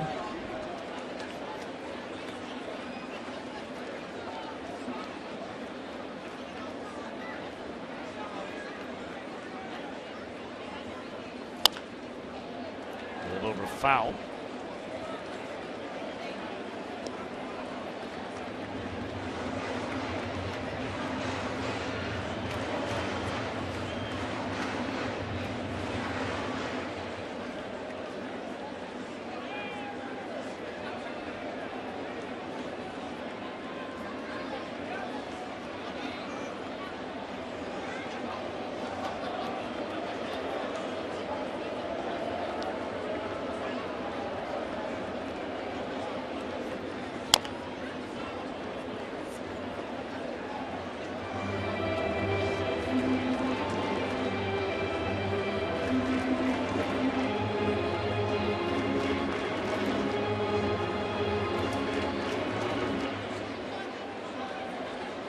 Of course, when Wheeler was first called up to the Yankees, everybody wanted to interview him because he has a cool name. They wanted to know where Zealous Wheeler came from. And it's a quick answer. His mom came up with it, and that's just about it.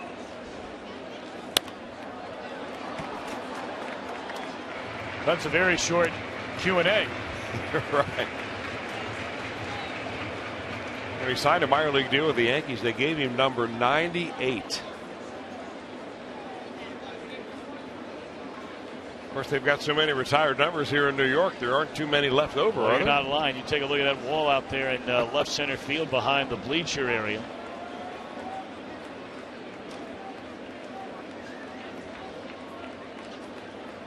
One-two pitch, and that is strike three call. 2 away in the inning. Of course, they caught a break, Chris, with the retirement of Jackie Robinson's number 42, because they already had a number 42, and that was grandfathered in the great Mariano Rivera.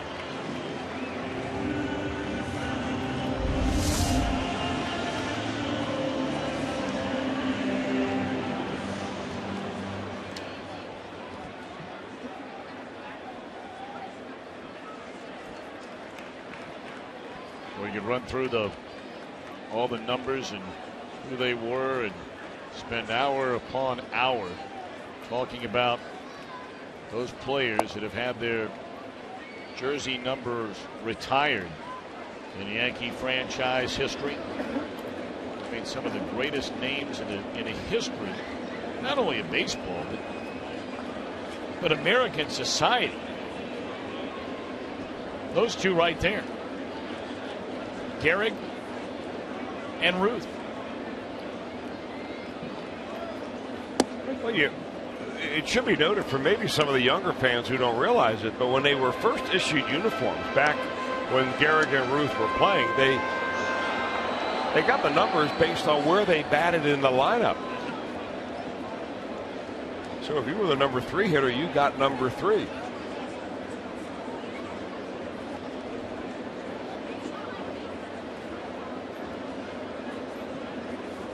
Breaking ball and a dandy drops in there against Gardner. And 1 ball and 2 strikes.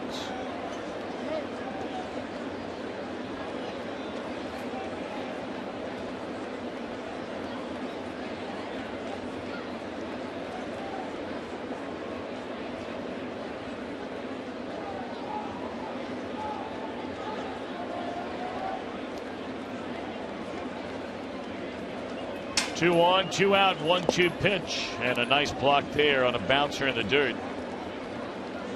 Play made by Brian Pena. Reds are down a run. We're only in the bottom of the 6th inning.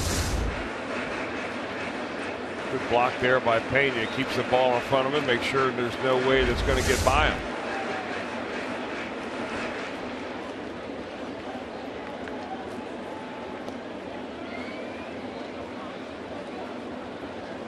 You know what you don't really talk about when your pitcher has a lot of pitches and he's out after 100 pitches in the first 5 innings is how many he's had to receive. The catcher, that is. Pena's got to be getting worn. Bouncing down to third. Santiago dropped the ball. He's still trying to stick a fork in.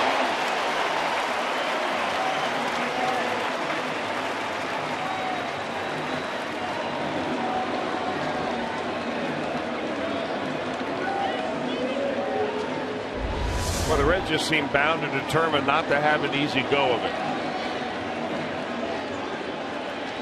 He is usually a very good glovesman.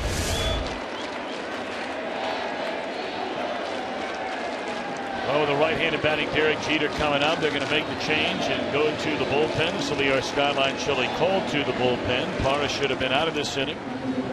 Instead, the bases are loaded with 2 outs. And Sam LeCure coming on. We'll be back in a moment.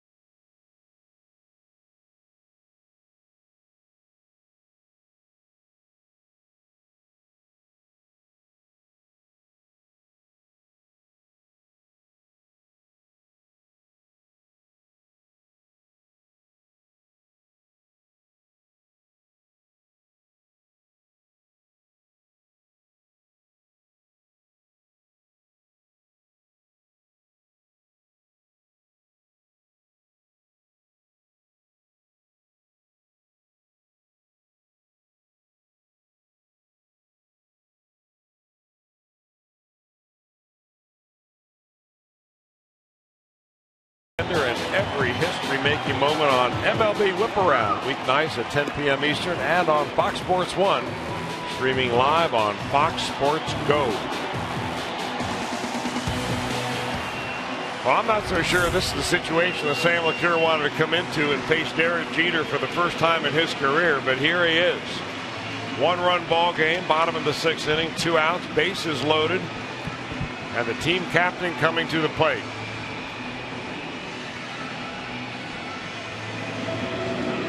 All right, it's a one-run ball game. We'll see if LeCure can take care of Jeter. Jeter tied the game, you may remember, with a one-out single into right field off Johnny Cueto in the 5th inning. Well, Sam pitched an inning on Friday. He looked good. He did look good. He really looked good that night. Not that he hadn't had a lot of those games, but he looked especially sharp that night. Well, they need him right here and really just to wiggle out of this inning. The problem is, though, that Sam LeCure's main pitch nowadays is that good curveball, and Jeter, even though he's never seen LeCure before, at this point in his career is a pretty good breaking ball hitter.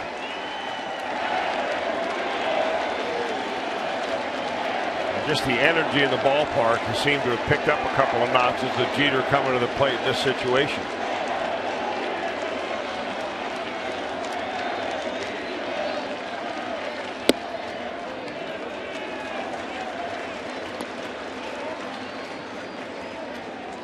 Don't expect a big strike zone here.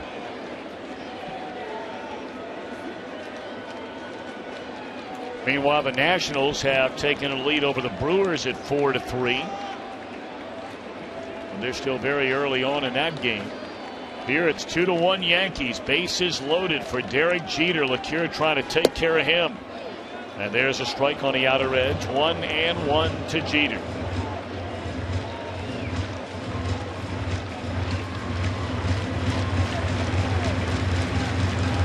He's everywhere.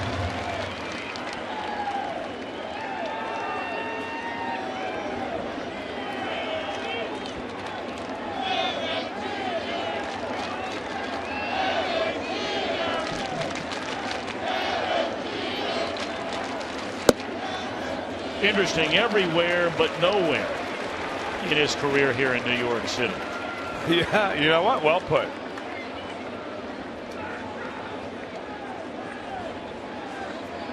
I mean, it's kind of like Elvis. But where can he go? Very low key.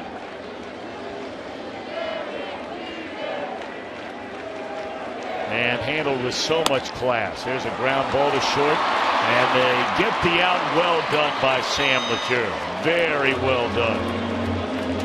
So the Reds come to bat in the 7th. They're only down a run. It's a 2-1 ball game.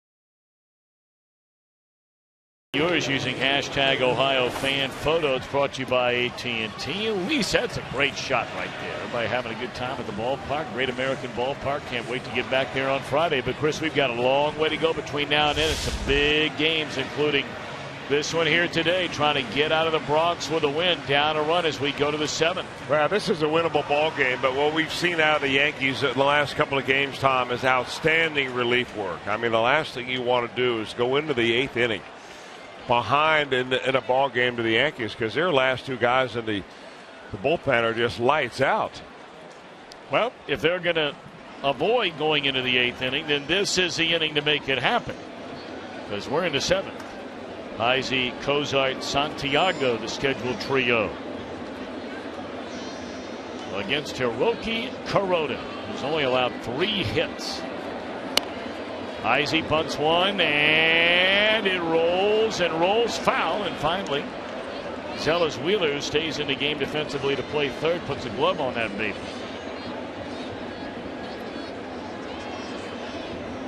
Not a bad idea by Heisey. If that ball stays in the grass, that's a bunt hit.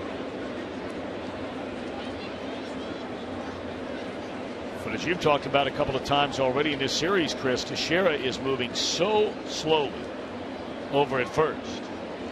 I mean, if you're going to bunt, that's got to be the side of the infield that you go to.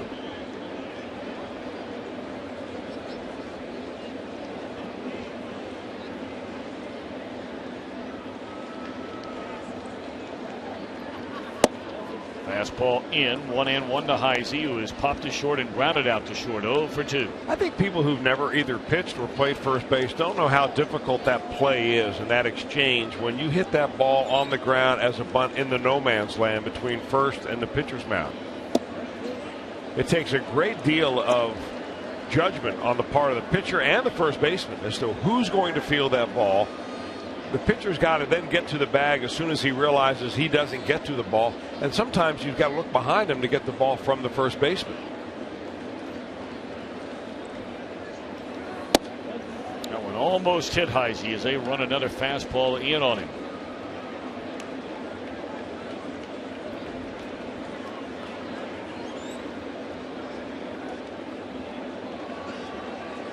Two and 2 to count on Chris Heisey. Leading off the Reds' 7th inning behind 2-1. And a jam shot pop up short left field, easy for Gardner.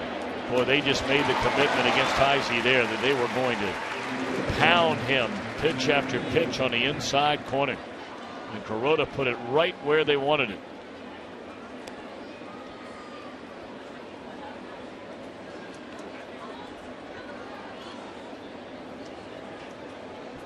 Reds have scored 5 runs in this 3-game series so far. And 3 of those came on Friday night.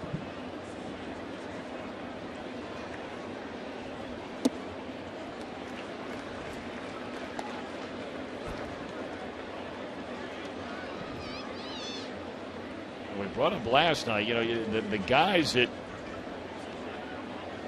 are still standing, those that have been regular players the entire year. And of course, there's so many fill-ins at this point in the year right now, what with all the injuries the Reds have had. But Hamilton, 1 hit in the series. Frazier, 2 hits, 2 singles without an RBI. Bruce without a hit in 10 at-bats and 5 strikeouts. Mesoraco without a hit nor an RBI in the series. Cozart, another regular player, but having a tough time of it offensively. Had 2 hits, one of them a bunt single in the series opener. Well, when you have that kind of lean offense, the main guy that it falls on, and I'm not blaming him, and you can't put pressure on him, is Billy Hamilton, because it's been shown when he gets on base, this Reds offense begins to click a little bit, takes the pressure off everybody because he's on the base, making everybody else nervous instead of the Reds hitters. And we've seen a lot of that in this series. 2 away in the inning.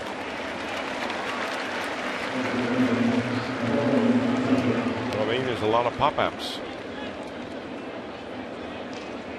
Santiago, meanwhile, making his 2nd start of this series. He has a couple of hits.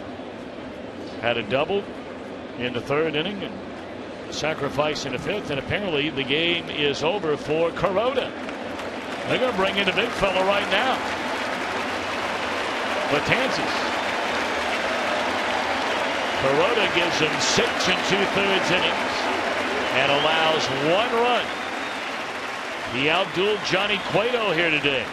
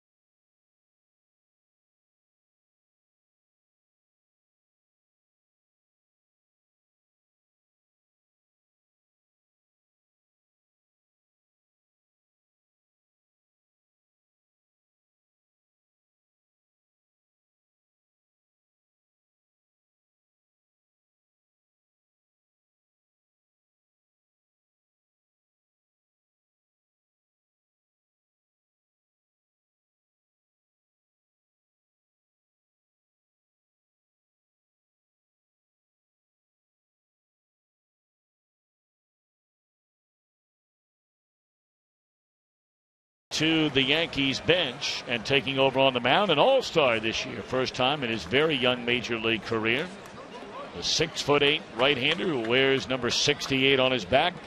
Dellin Betances, very impressive all year, and especially when we saw him firsthand Friday night. It's almost like a coming-of-age year for Dellin Betances. He's a big guy. He's always been a very intriguing pitcher in the minor leagues for the Yankees.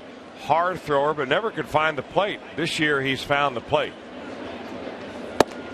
And he still has that fastball that he's run up there as high as 99 miles an hour in the outing that the Reds saw him earlier in the series. But they tell us that his best pitch is a curveball. We really haven't seen him use that very much, or at least effectively. I mean, just a couple of years ago, this guy couldn't find the strike zone at all.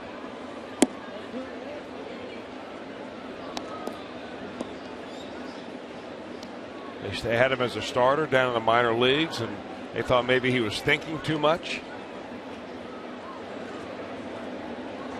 Trying to pitch instead of throw.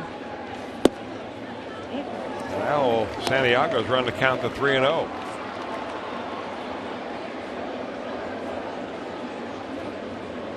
Did they call that pitch a strike? That one? Holy Moses. Well, you give this guy that pitch, he may never give up another run all year. And Santiago drops one into right center field. Tell you what, this guy's really done a good job. 2 starts, 3 hits. If I'm not mistaken, that is more hits than any other Reds player in this series, or as many as any other player. Trying to see if Cozart, he had 2 in a series opener. Does not have a hit today. Santiago has more hits than any other Reds player in this series, and it's only his second start. 2 today, 3 in the series. And Billy Hamilton down, strike 1. Hamilton has 1 hit in the series. That was a double after the game had been blown open by the Yankees. That came in the 8th inning yesterday, and that 7-1 New York win.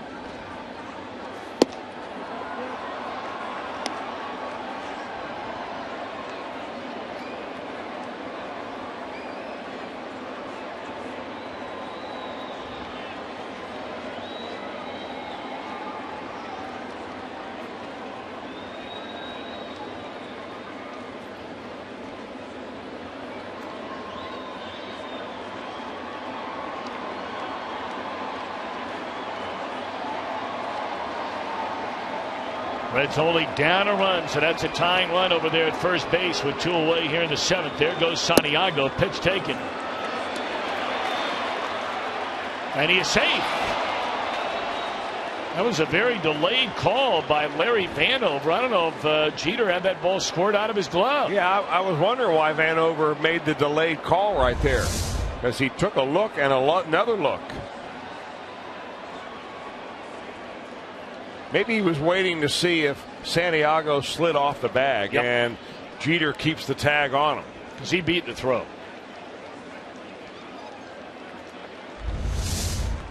So now base hit by Hamilton ties this game. A swing and a miss, and McCann will throw it down in the dirt. And that'll be all for the Reds. We're going to keep it right here for the singing of God Bless America. Yankees in front, 2-1. Ladies and gentlemen, please rise and remove your caps. And please direct your attention to the area behind home plate as the New York Yankees welcome an honored military guest. United States Marine Corps Master Gunnery Sergeant E9 Charles Franklin from San Jose, California, who served in both Operations Desert Shield and Desert Storm in Kuwait. The Yankees say thank you for your sacrifice and service to our nation. And now, ladies and gentlemen, please direct your attention to the microphone behind home plate and welcome the official vocalist of the West Point Band, Master Sergeant Mary Kay Messenger. She will now sing God Bless America. God bless America.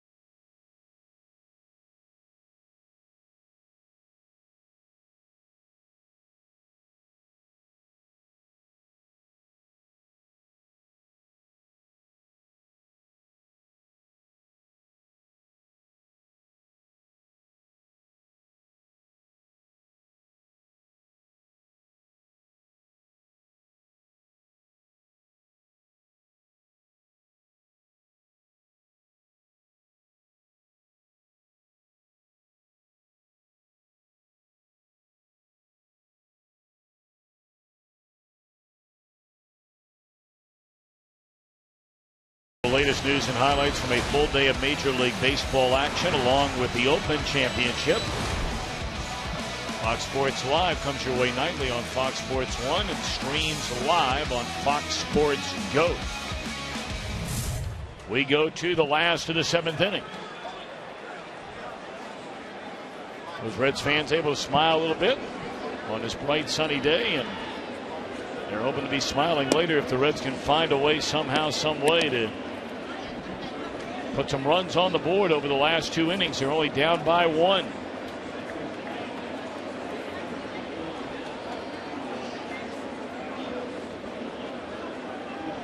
Jacoby Ellsbury, his base hit the difference in this game right now. And he had an RBI single, breaking a 1-1 tie in the 5th inning.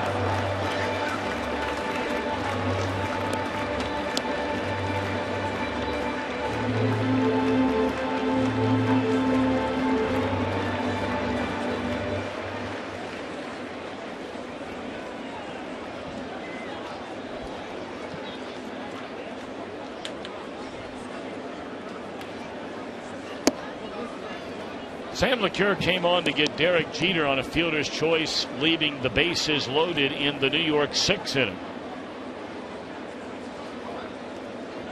If you're just tuning in, Johnny Cueto in the front 5, but a very high pitch count, up over 100 pitches in the game. His final inning of work, he issued back-to-back one-out walks, and both of them came in to score. Hamilton battling that sunshine and cannot make the play. Boy, you can see that happening right from the get-go. That ball, a sky-high fly ball, not a cloud in the sky here above Yankee Stadium. And Billy Hamilton, even with the glasses on, he's like, hey, I think I got it.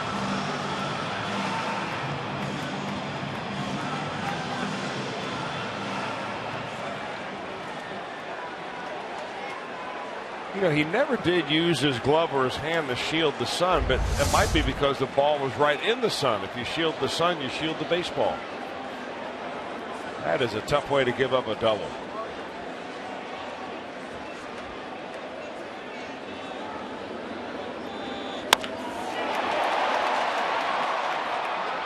Bruce leaps up to catch it. It's signaling out. Crowd going crazy because he dropped the ball as he went in the exchange. They're going to scurry into the video room in behind the Yankee dugout, and Joe Girardi's going to come out and jog out and talk to Adrian Johnson at first base until he gets a thumb up or thumbs down from Tony Pena. First time we've seen a review in this series, or at least the possibility of one. Catch, out, now the drop. He's out right there. Tell you what, you watch Joe Girardi, and you said spring out of the dugout. For a guy who caught as long as he did, he really does spring around out of the dugout and moves very well. Of course, he's still a young man.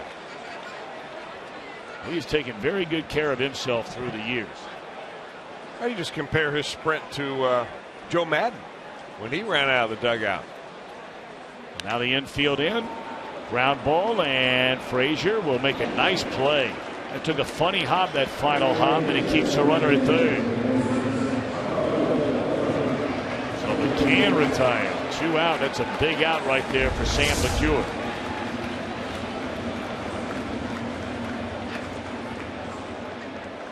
One more to go to keep it a 1-run game.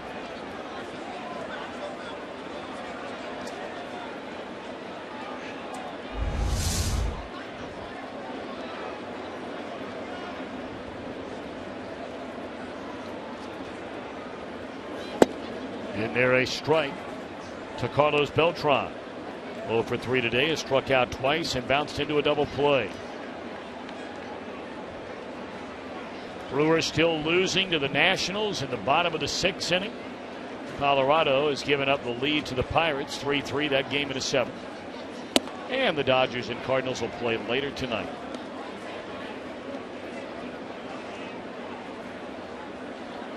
If I'm not mistaken, the Cardinals are going for a 3-game sweep in that series without Adam Wainwright on the mound. That's incredible. Well, if they get the 3-game sweep, they will have earned it because they will have beaten Clayton Kershaw, or at least beat the Dodgers in the game started by Kershaw tonight. Beat Greinke last night. Yes, they did.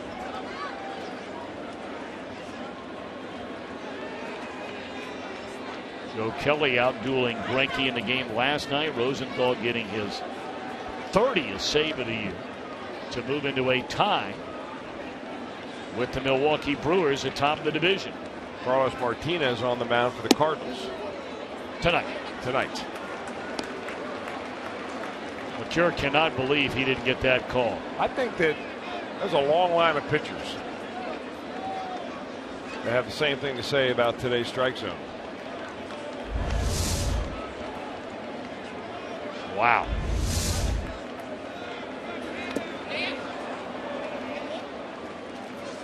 Well, they say he went around. 3-2 on Beltran.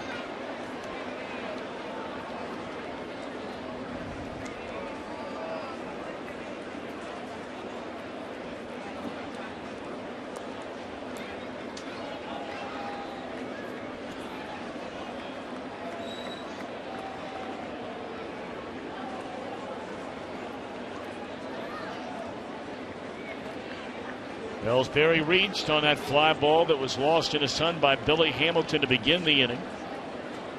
2 in a row retired by LeCure, and now 3-2 on Beltran.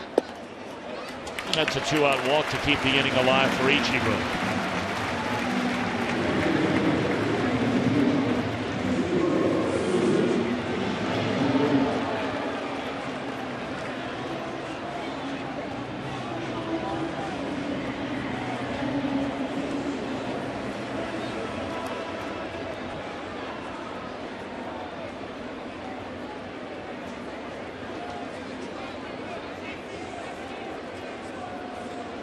Well, the Yankees have just dominated opponents during interleague play in this ballpark. I was talking with Paul O'Neill and Michael Kay in between innings a moment ago. And everybody universally agrees, and we've touched on this earlier about the old Yankee Stadium and how teams tended to play a little bit scared. Well, even in the new Yankee Stadium, their winning percentage is over .600 against National League teams during interleague play. Well, I think part of that, Tom, is the fact that it is inherently an advantage for an American League team to host a National League team because there is no DH really on a National League ball club. So right away the Yankees have an advantage. Then you add the mystique of the Yankees, and you have the normally very strong team that they have. And you've got all you need to have a .600 winning percentage. I mean, the Yankees this year are 12-7 in interleague games. The Reds, by comparison, are 3-7. So I mean, if you look back and want to know why the Reds aren't higher in the standings, I mean, that's one reason right there. They have not handled the American League opponents this year. And they've got more to come. They have 3 more to come. This will be the final interleague game of the year for the Yankees. One that goes first to second, and Tapper down to first, and a nice job by LeCure to wiggle out of trouble. And he may have a few words with Angel Hernandez walking back to that dugout.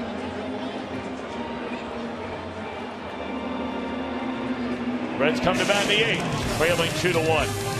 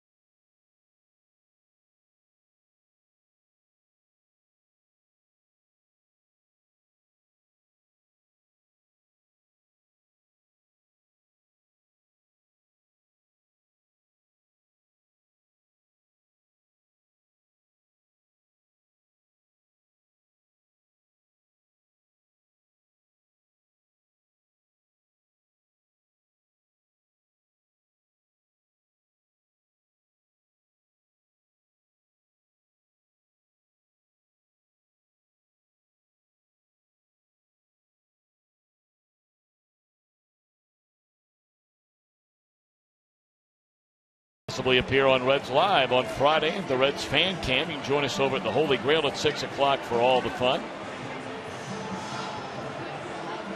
Let's take a look at our Nissan Drive. The Reds' only run so far, and that came off the bat of Skip Schumacher. Had broken 0 for 19 stretch of hitting with runners in scoring position during this series against the Yankees.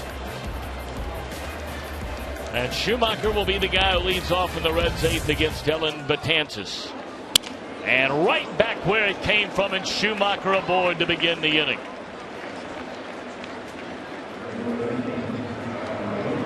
Tell you what, not a bad return for Schumacher off the 7-day concussion DL. He struck out his first time up. He has since walked, doubled in a run, and now singled. So welcome back. Yeah, the only time that he made it out was that first inning when Kuroda struck out the side. He saw nothing but a diet of split finger fastballs in that, and he went down swinging. Now Frazier looking for his first RBI of this series. Likewise for the man on deck, Jay Bruce. Well, he's looking fastball right here. Betances tried to throw a breaking ball, really slipped right out of his hand. And he's got to be looking for a heater here. Nope, try to throw another breaking ball. Now even the odds are better that he gets a fastball here, and Betances knows that Frazier knows it.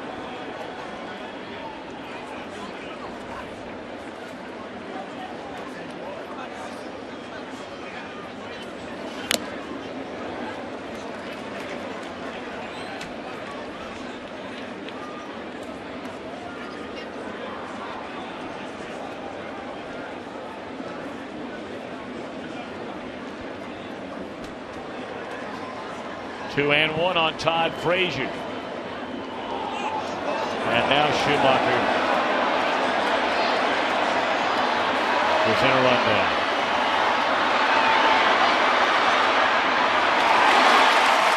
And the tying run is wiped off base. This has been an abysmal series for the Reds.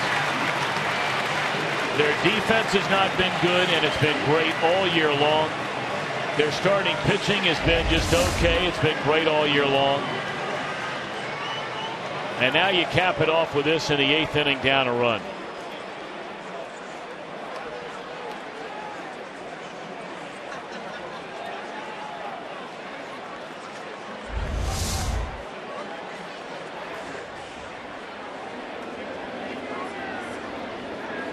But you're still only down a run.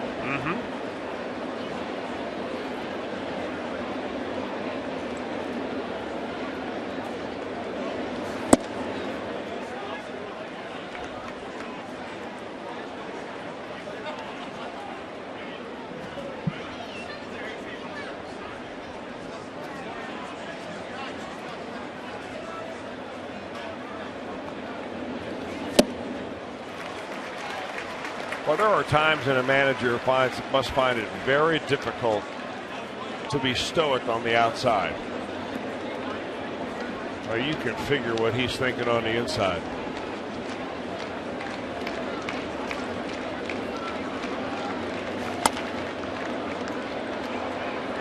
And Chris, it's like we talk about players that show passion through the years. O'Neill, we've talked about him before. Rose, there are others.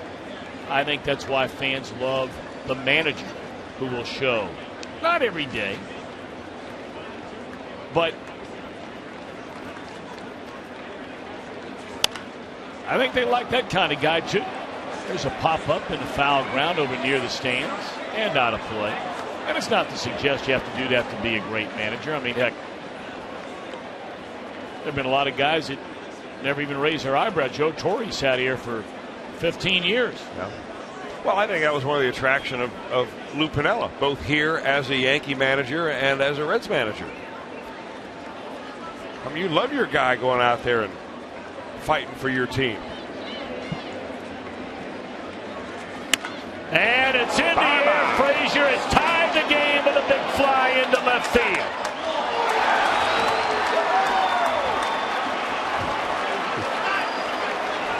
Boy, it looked like it was headed for the second deck, and it was hit so high, Chris.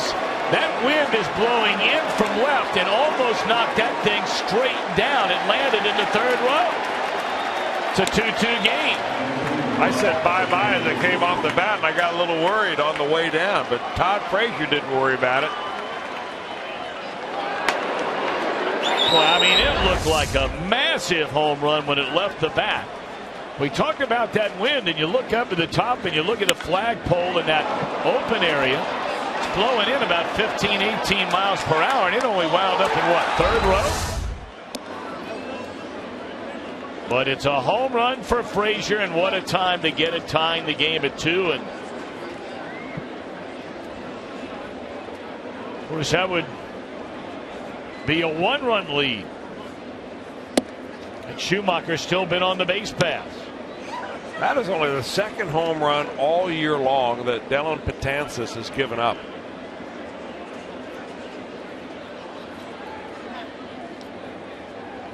Two-0 to Jay Bruce. Broken bat roller, and that's a third baseman that'll throw him out.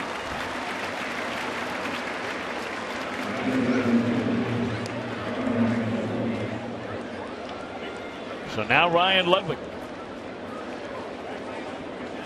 43,115 on hand here today, and they've been here a while. They might be here quite a while after that game-tying home run by Frazier.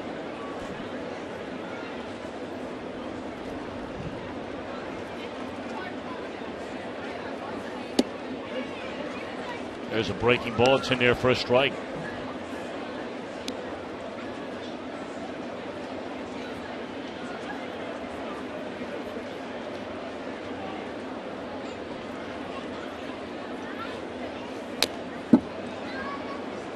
Ludwig waited till the very last instant to try and swing at that breaking ball, and he's behind 0-2.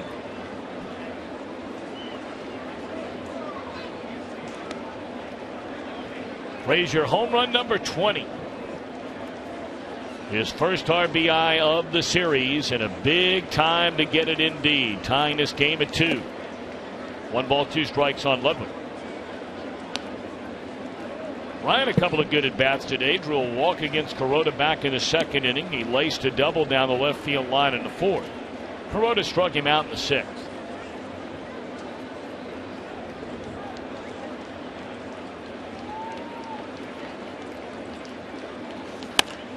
That ball driven hard into right center field, but Ichiro got a good jump, and that'll retire the side. But after the disappointment of Schumacher getting thrown out, Frazier able to lift the Reds' spirits with a game-tying home run.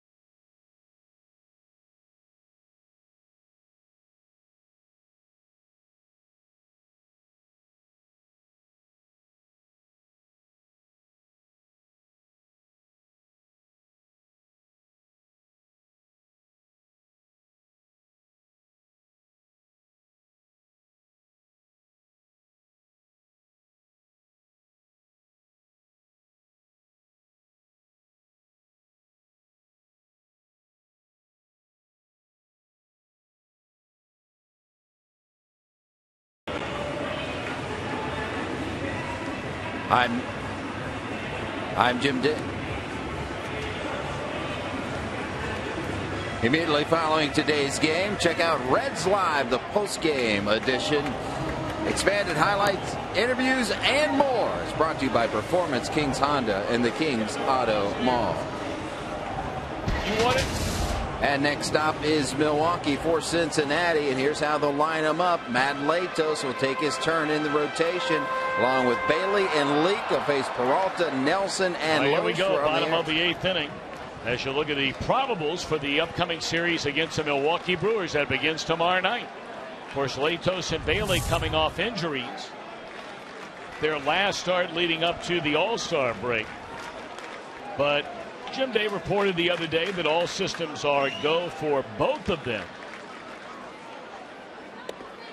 And then Mike Leake will come back and pitch on Wednesday night. Wednesday afternoon. That's a day game. So Jonathan Broxton makes his first appearance of this series in a 2-2 game, bottom of the 8th inning. Brian Roberts, the batter. He's had a good game as Roberts. Singled twice and struck out.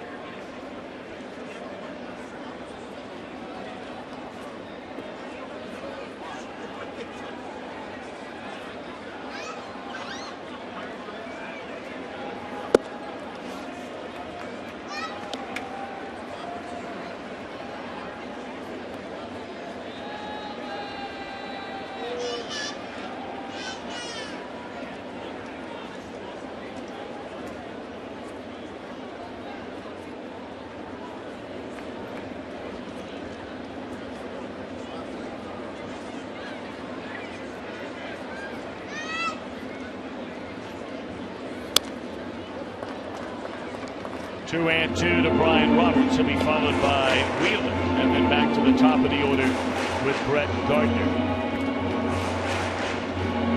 Todd Frazier, the game-tying solo home run in the top of this 8th inning.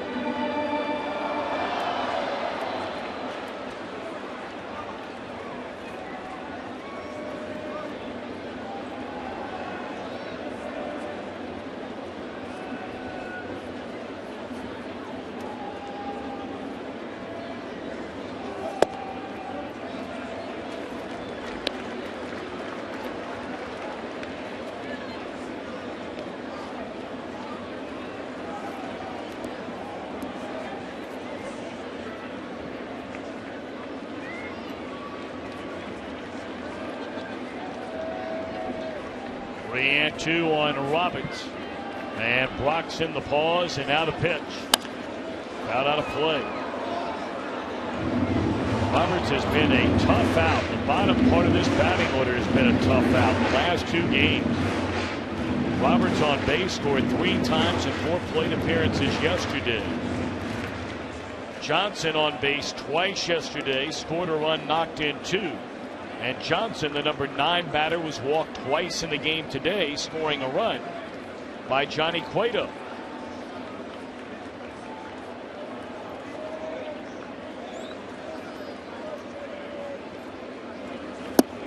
Got him swinging to begin the inning.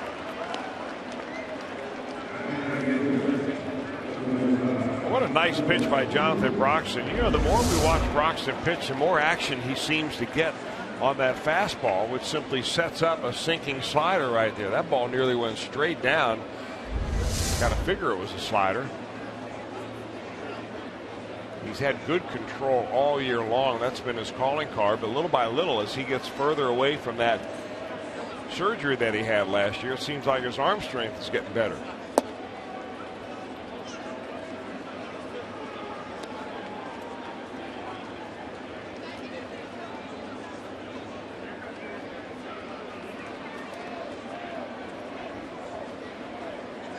Reds got excellent work today by both Manny Parra and Sam LeCure.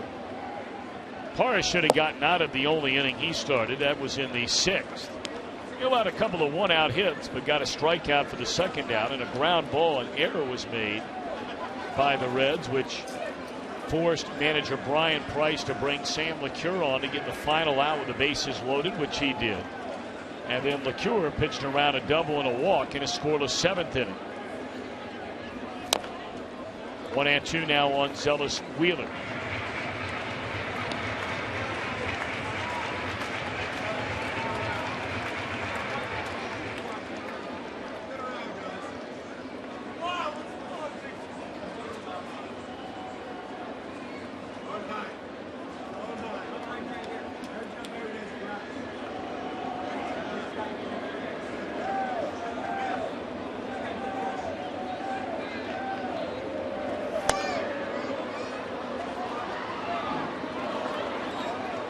Colorado has given it up yet again. Pirates are going for the 3-game sweep in that series.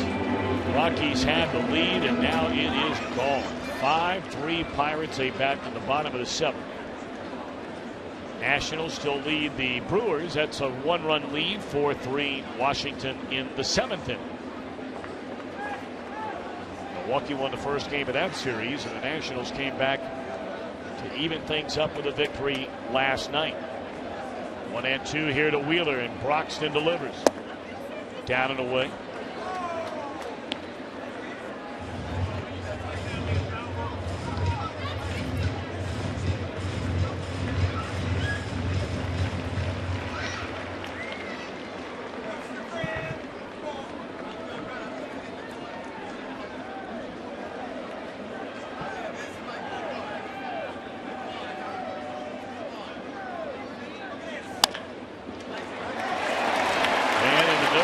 Defense guarding that line. It bounces through, and that'll be a 1-out single for Wheeler. Reds have a 4-for-48 ticket offer going on this coming weekend, Friday, Saturday, and Sunday, with the Nationals in town. You buy 4 tickets for $48, and you will receive 4 free Reds hats. Call 513-381-REDS. Visit select Kroger locations or log on to Reds.com/4-for-48.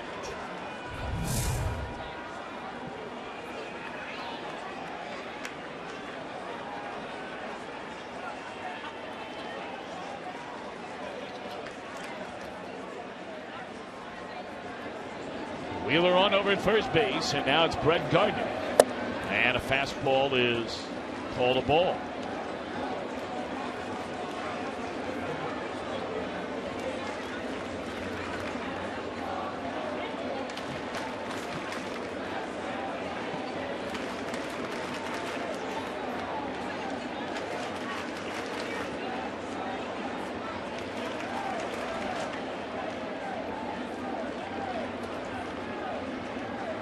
Gardner today 0 for 3, walked and scored back in that 5th inning when Cueto had the walks to the number 9 batter, and then to Gardner with 1 out before Jeter and Ellsbury knocked in the only 2 Yankee runs of the game on consecutive base hits.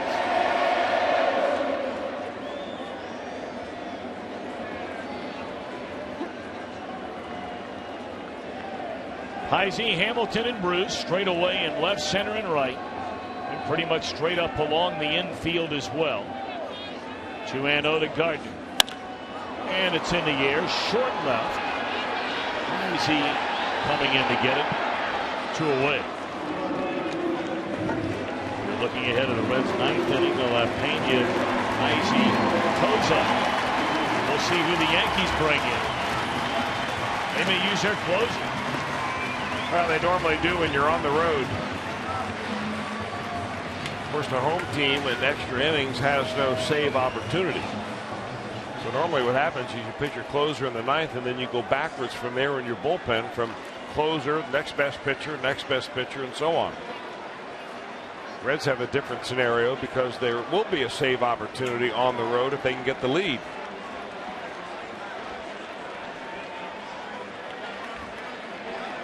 Derek Jeter, the batter.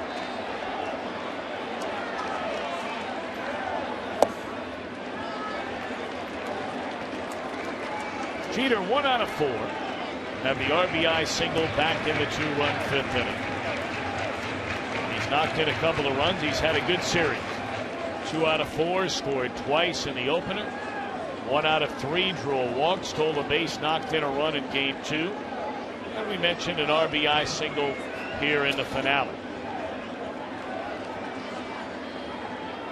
Perhaps the last at bat Derek Jeter will have against the Cincinnati Reds in his career.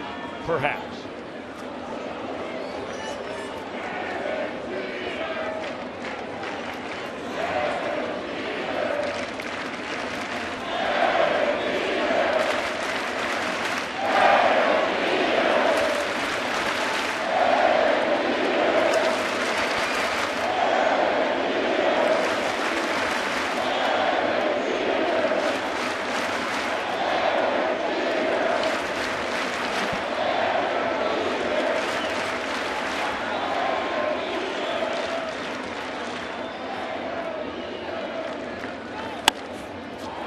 A ground ball to the second baseman. Schumacher will throw out Jeter, and a nice job by Broxton to hit a man left. Here we go to the ninth in a 2-2 game.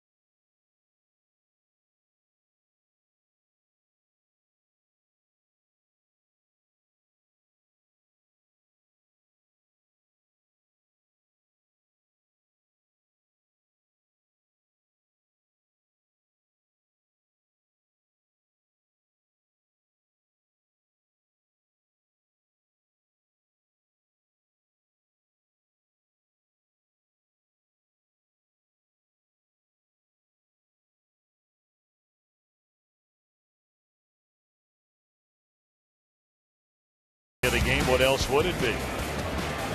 Todd Frazier's game-tying home run in the Reds' 8th inning. Well, you talk about a huge momentum swing, Chris, after Schumacher had led off the inning with a hit. You know, you're excited. 20 home runs, a career best now for Frazier, and you're thinking, all right, maybe something's happened.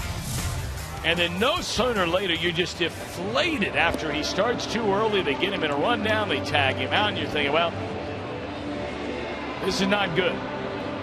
And then the very same batter at the plate, Frazier bangs one of the seats to tie it up. So now the Yankees will go to their bullpen. And I showed you a moment ago, they had their closer. The tie game getting loose, and their closer David Robertson will come into the game. To the background music of Sweet Home Alabama. Of course, David Robertson is from Birmingham, Alabama. Not a big guy. He's only 5'11", 190. Doesn't throw especially hard. He throws his fastball very much like Mariano Rivera, although not with the velocity of Rivera. It's a natural cut fastball that'll run right in on the hands of a left-hander. Cutters and changeups. That's what you're looking for against Robertson. All right, it'll be Pena. And he takes off the inside corner, ball one. But Betances, an inning and a third. Reds had 3 hits against him. Santiago had a hit, stole a base. Schumacher the hit. Frazier the bomb. Yankees got to be worried about maybe wearing him out. He's already been in over 40, over 41 or 42 ball games. Yes, and over closing in on 60 innings.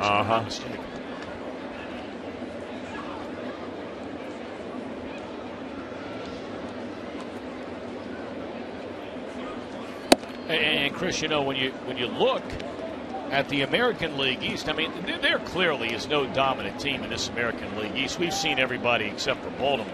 And there's a lot of mediocrity in that American League East. And if this season keeps going like it's going for all of those teams, as there's a bouncer back up through the middle, cut off by Roberts, and he'll throw out Pena to begin the inning. You know, you got to believe they're going to be going to that Betances well frequently as we move forward in this year. Well, the temptation for a manager to overuse that middle relief is there, because you get into a habit of using a closer when there's a save situation. It's almost automatically dictated nowadays. But with the reliever a step ahead of him, it's not as clear cut. So a lot of managers will go with the hot hand, and Betances has been the hot hand all year long. But he clearly did not have his breaking ball today, and that's what got him in trouble against Todd Frazier. Well, now Heisey. He had a base hit off this Yankee closer on Friday night in that 9th inning. Heisey had a single into left field. Chris 0 for 3 today. 2-2 game. We're in the top of the 9th. Nobody on and one out.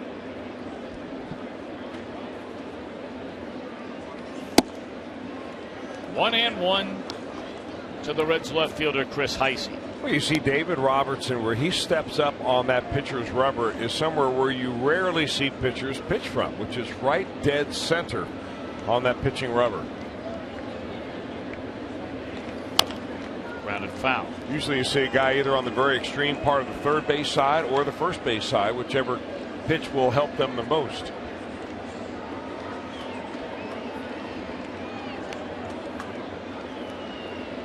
Young man that learned an awful lot at the art of pitching while sitting down there next to Mariano Rivera.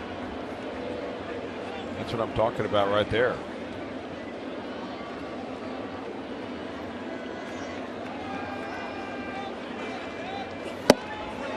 Two away in the Reds' ninth.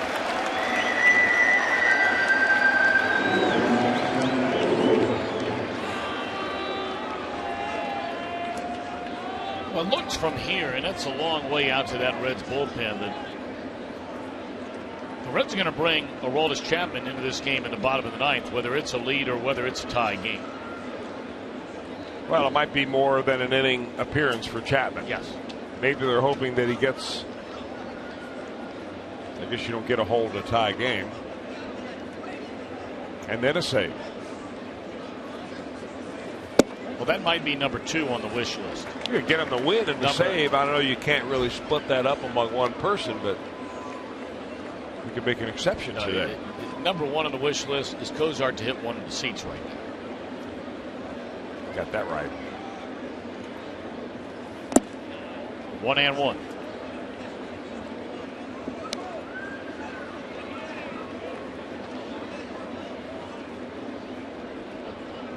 Of course, Broxton today, his first appearance in this series. Chapman has not pitched in the series. Pitched 1 inning in the All-Star game. And that rides high to Zach Cozart. 0 for 3 today. Reached on an error and scored a run. That was an unearned run. And the only run given up today by Kuroda.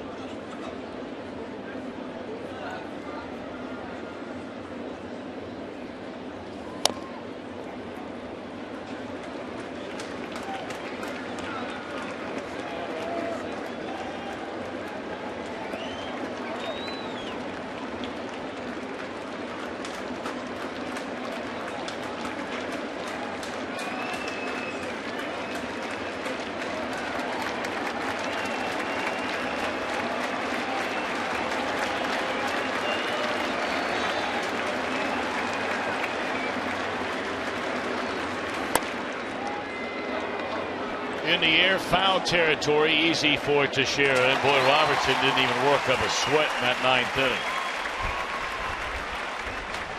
So the bottom of the 9th coming up. Will we see Aroldis Chapman from the Reds bullpen?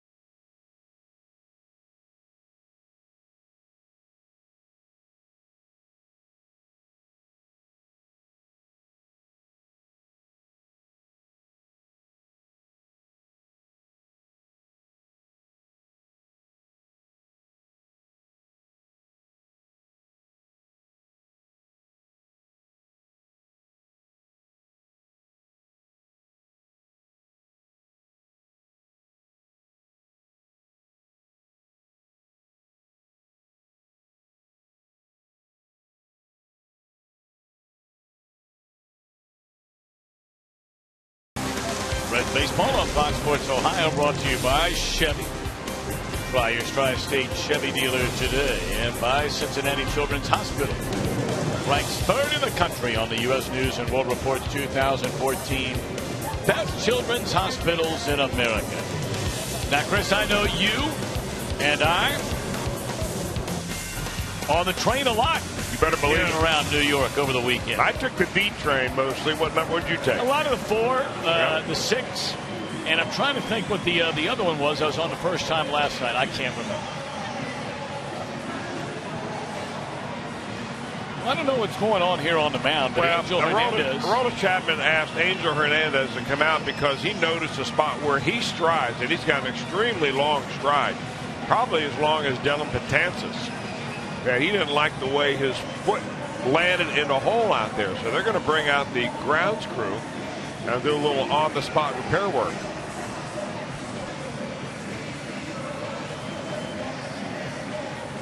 So they brush out the hole first to get all the light dust out of there. You see, you got to get that dust out of there first, and then they're going to water it down a little bit so it'll grab. That dust like talcum powder. Now you put a little water down there, and you put the clay back. Tell you what, if it doesn't work out in the booth after 25 years or so for you, you might be able to get on the grounds crew. Tell you what, these guys know what they're doing now. That's that blue clay. You see that bonds together really good. They're going to put it down with their feet first, then they have a tamper out there. Here comes the tamper, not the rake. That's just to settle it in there. Here's the tamper. Boom, boom. Okay, that hurts your wrist if you don't have the right kind of grip on the pole. Too. I'll tell you what, brother. The worst job I've ever had in my life. Where Jewish Hospital is now over there on Kentwood Road. Yeah. One summer I spent the entire summer. You built a mound over there? Digging out tile floors. And so you're talking about that slamming down and holding that baby. Same principle, only you're jamming it in there and trying to dig up tile. That will absolutely brutalize your body. Well, they're going to now at the very end, what you do is you put the dust back over the top of it to dry it off so that your cleats don't stick to that blue mud. That was a good job by the Yankee ground crew. Let's hope Aroldis likes it.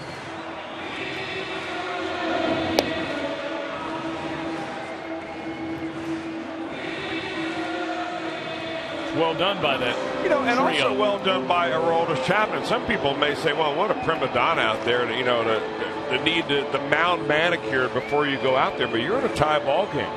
The Reds need this game very much, and it was good for him to say, you know what, I just don't feel comfortable out here the way this is. I want it right. So when I dial it back to get 103, it goes where I want it to. Well, I'm going to tell you what right now. Instead of paying somebody any money to come out to my house, if it comes time fall season, a little pruning, whatever might be going on, I'm calling your house. Well, you know, if you're ready to build Luke a mound in the backyard, I'm the guy you should call. Just be there with a shovel because I need some labor. That's what you're getting paid for.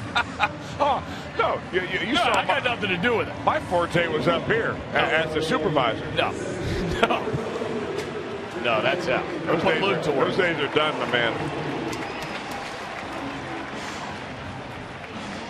How good has this guy been? Well, how about a roll that Aroldis Chapman is on? Last 13 batters, 11 strikeouts, a walk and a hit. Of course, he owns now the major league record all time for consecutive appearances by a reliever with a strikeout. Passing the Hall of Famer Bruce Sutter, who held that record going all the way back to 1977.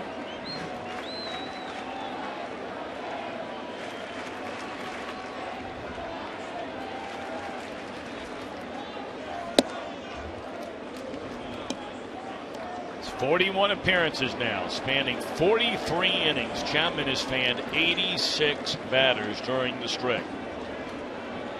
So ball one to Jacoby Ellsbury. He'll go right through the heart of this Yankee batting order here in the bottom of the ninth. Fouled straight back out of play. 1-1.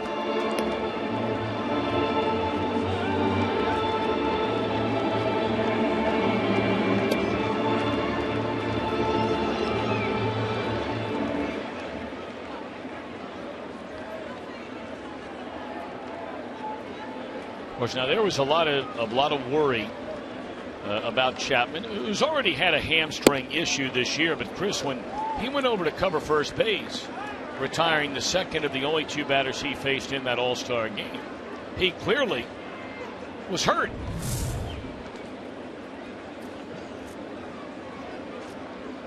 Well, here's what you're talking about, Tom. Him going over there, and you see him limping right there.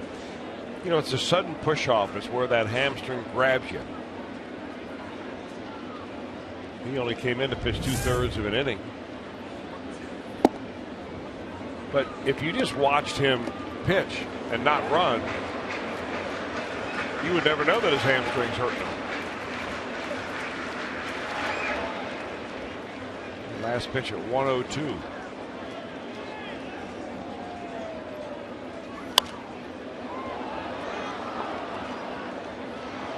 He has not thrown anything but a fastball.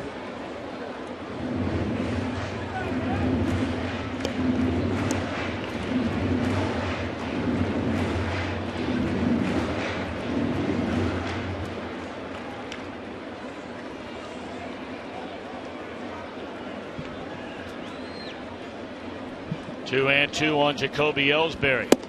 Came with another fastball. One at 101, and the count has gone full on Ellsbury. Will be followed by Teixeira and then McCann.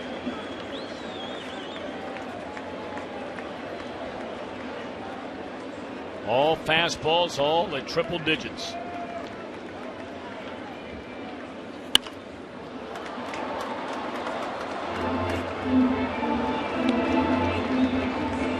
Does he have the confidence? And we've seen it pretty much all year long, Chris, but here in a tie game, which is not the norm, pitching for Aroldis Chapman, after 7 straight fastballs, to throw a 3-2 slider. Why would you wait?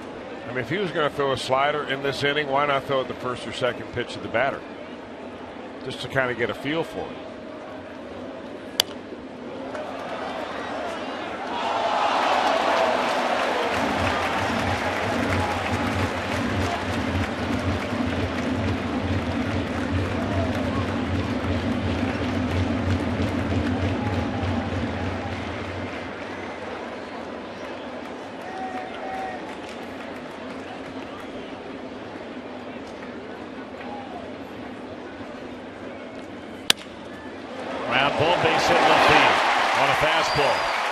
Saw 9 of them in that at-bat. That is one great at-bat by a left-handed batter. That's as good an at-bat by a left-handed hitter against Chapman as we've seen all year. You're exactly right, Tom. He stayed alive. And, you know, he's anticipating fastball on every pitch now because he's seen nothing but.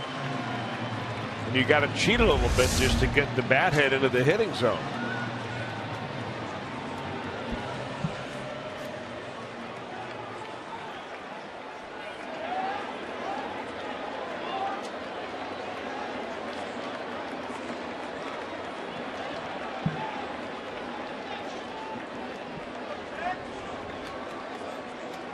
Now Mark Teixeira, 0 for 4 in the game. It's 10 fastballs in a row now by Chapman since coming in from the bullpen.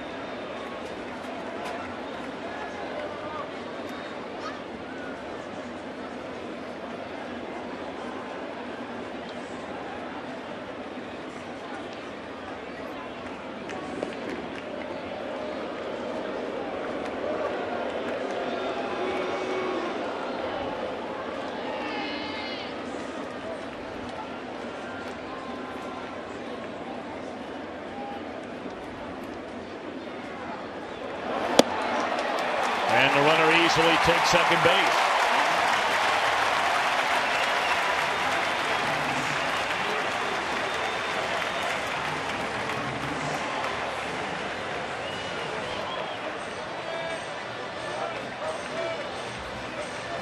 And now Pena is going to talk to him about what sign to go to with the runner at second.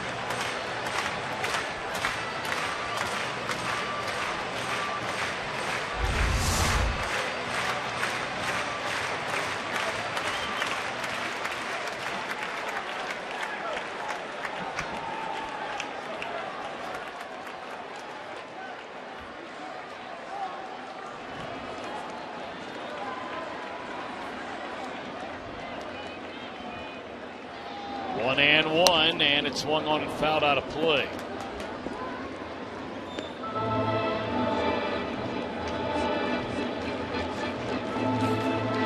Well, what a day it has been for Jacoby Ellsbury. The 4 hits today, been on base 5 times. The 4 hits ties a career high. 12th time he's done it in his career.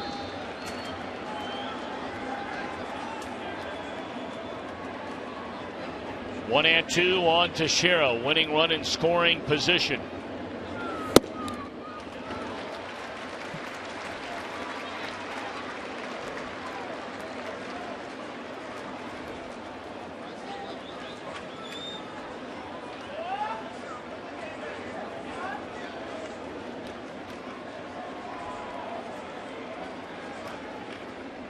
Two. Oh my goodness. The one time he's thrown the slider and it bounces up there to put the winning run at third with nobody out.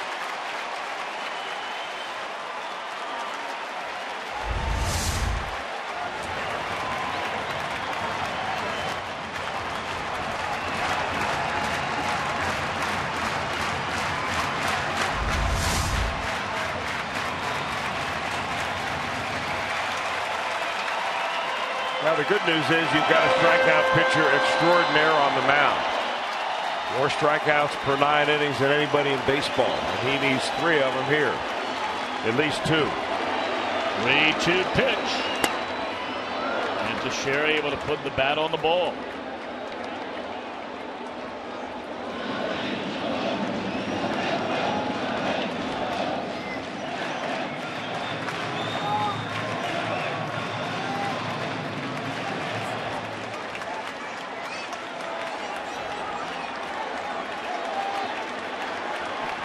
Once more, 3-2, infield in, outfield in. Got him swinging for the first out of the inning. And they have the left-handed batting Brian McCann coming up. Infield will stay in. Outfield will stay in.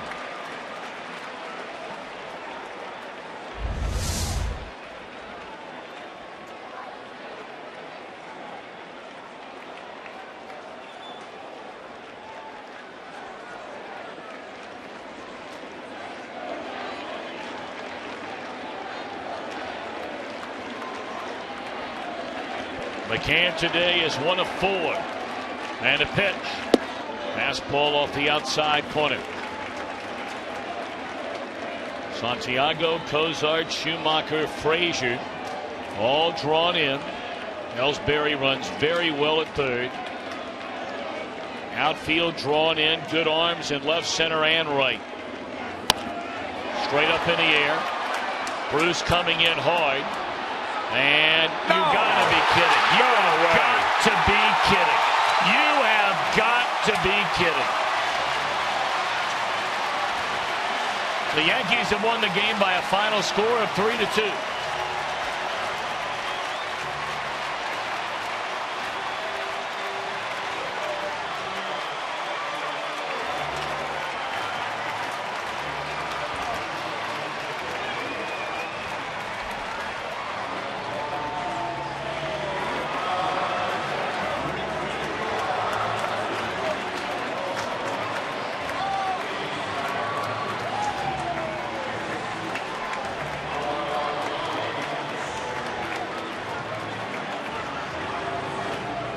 Well, we mentioned about what a poor series in every way imaginable this has been for the Reds to begin the second half. The one thing that has been their #1 strength all year long has been their defense. And there were so many plays in this series, Chris, that they just didn't make. That's a pop-up 10 feet from the outfield dirt, the infield dirt. Yeah, you're right, and there's no excuse for it. I doubt that very much that Brian McCann, when he saw that ball come off his bat, he figured that that base hit would be a base hit and that it would be the game winner.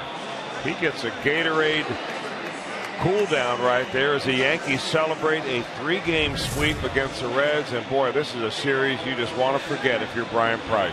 Turn the page and move on to Milwaukee. And that's what they'll do. Final count today of 3-2. And the post-game show, Reds Live, is coming up next. Stick around for that right here on the home of the Reds, Fox Sports Ohio.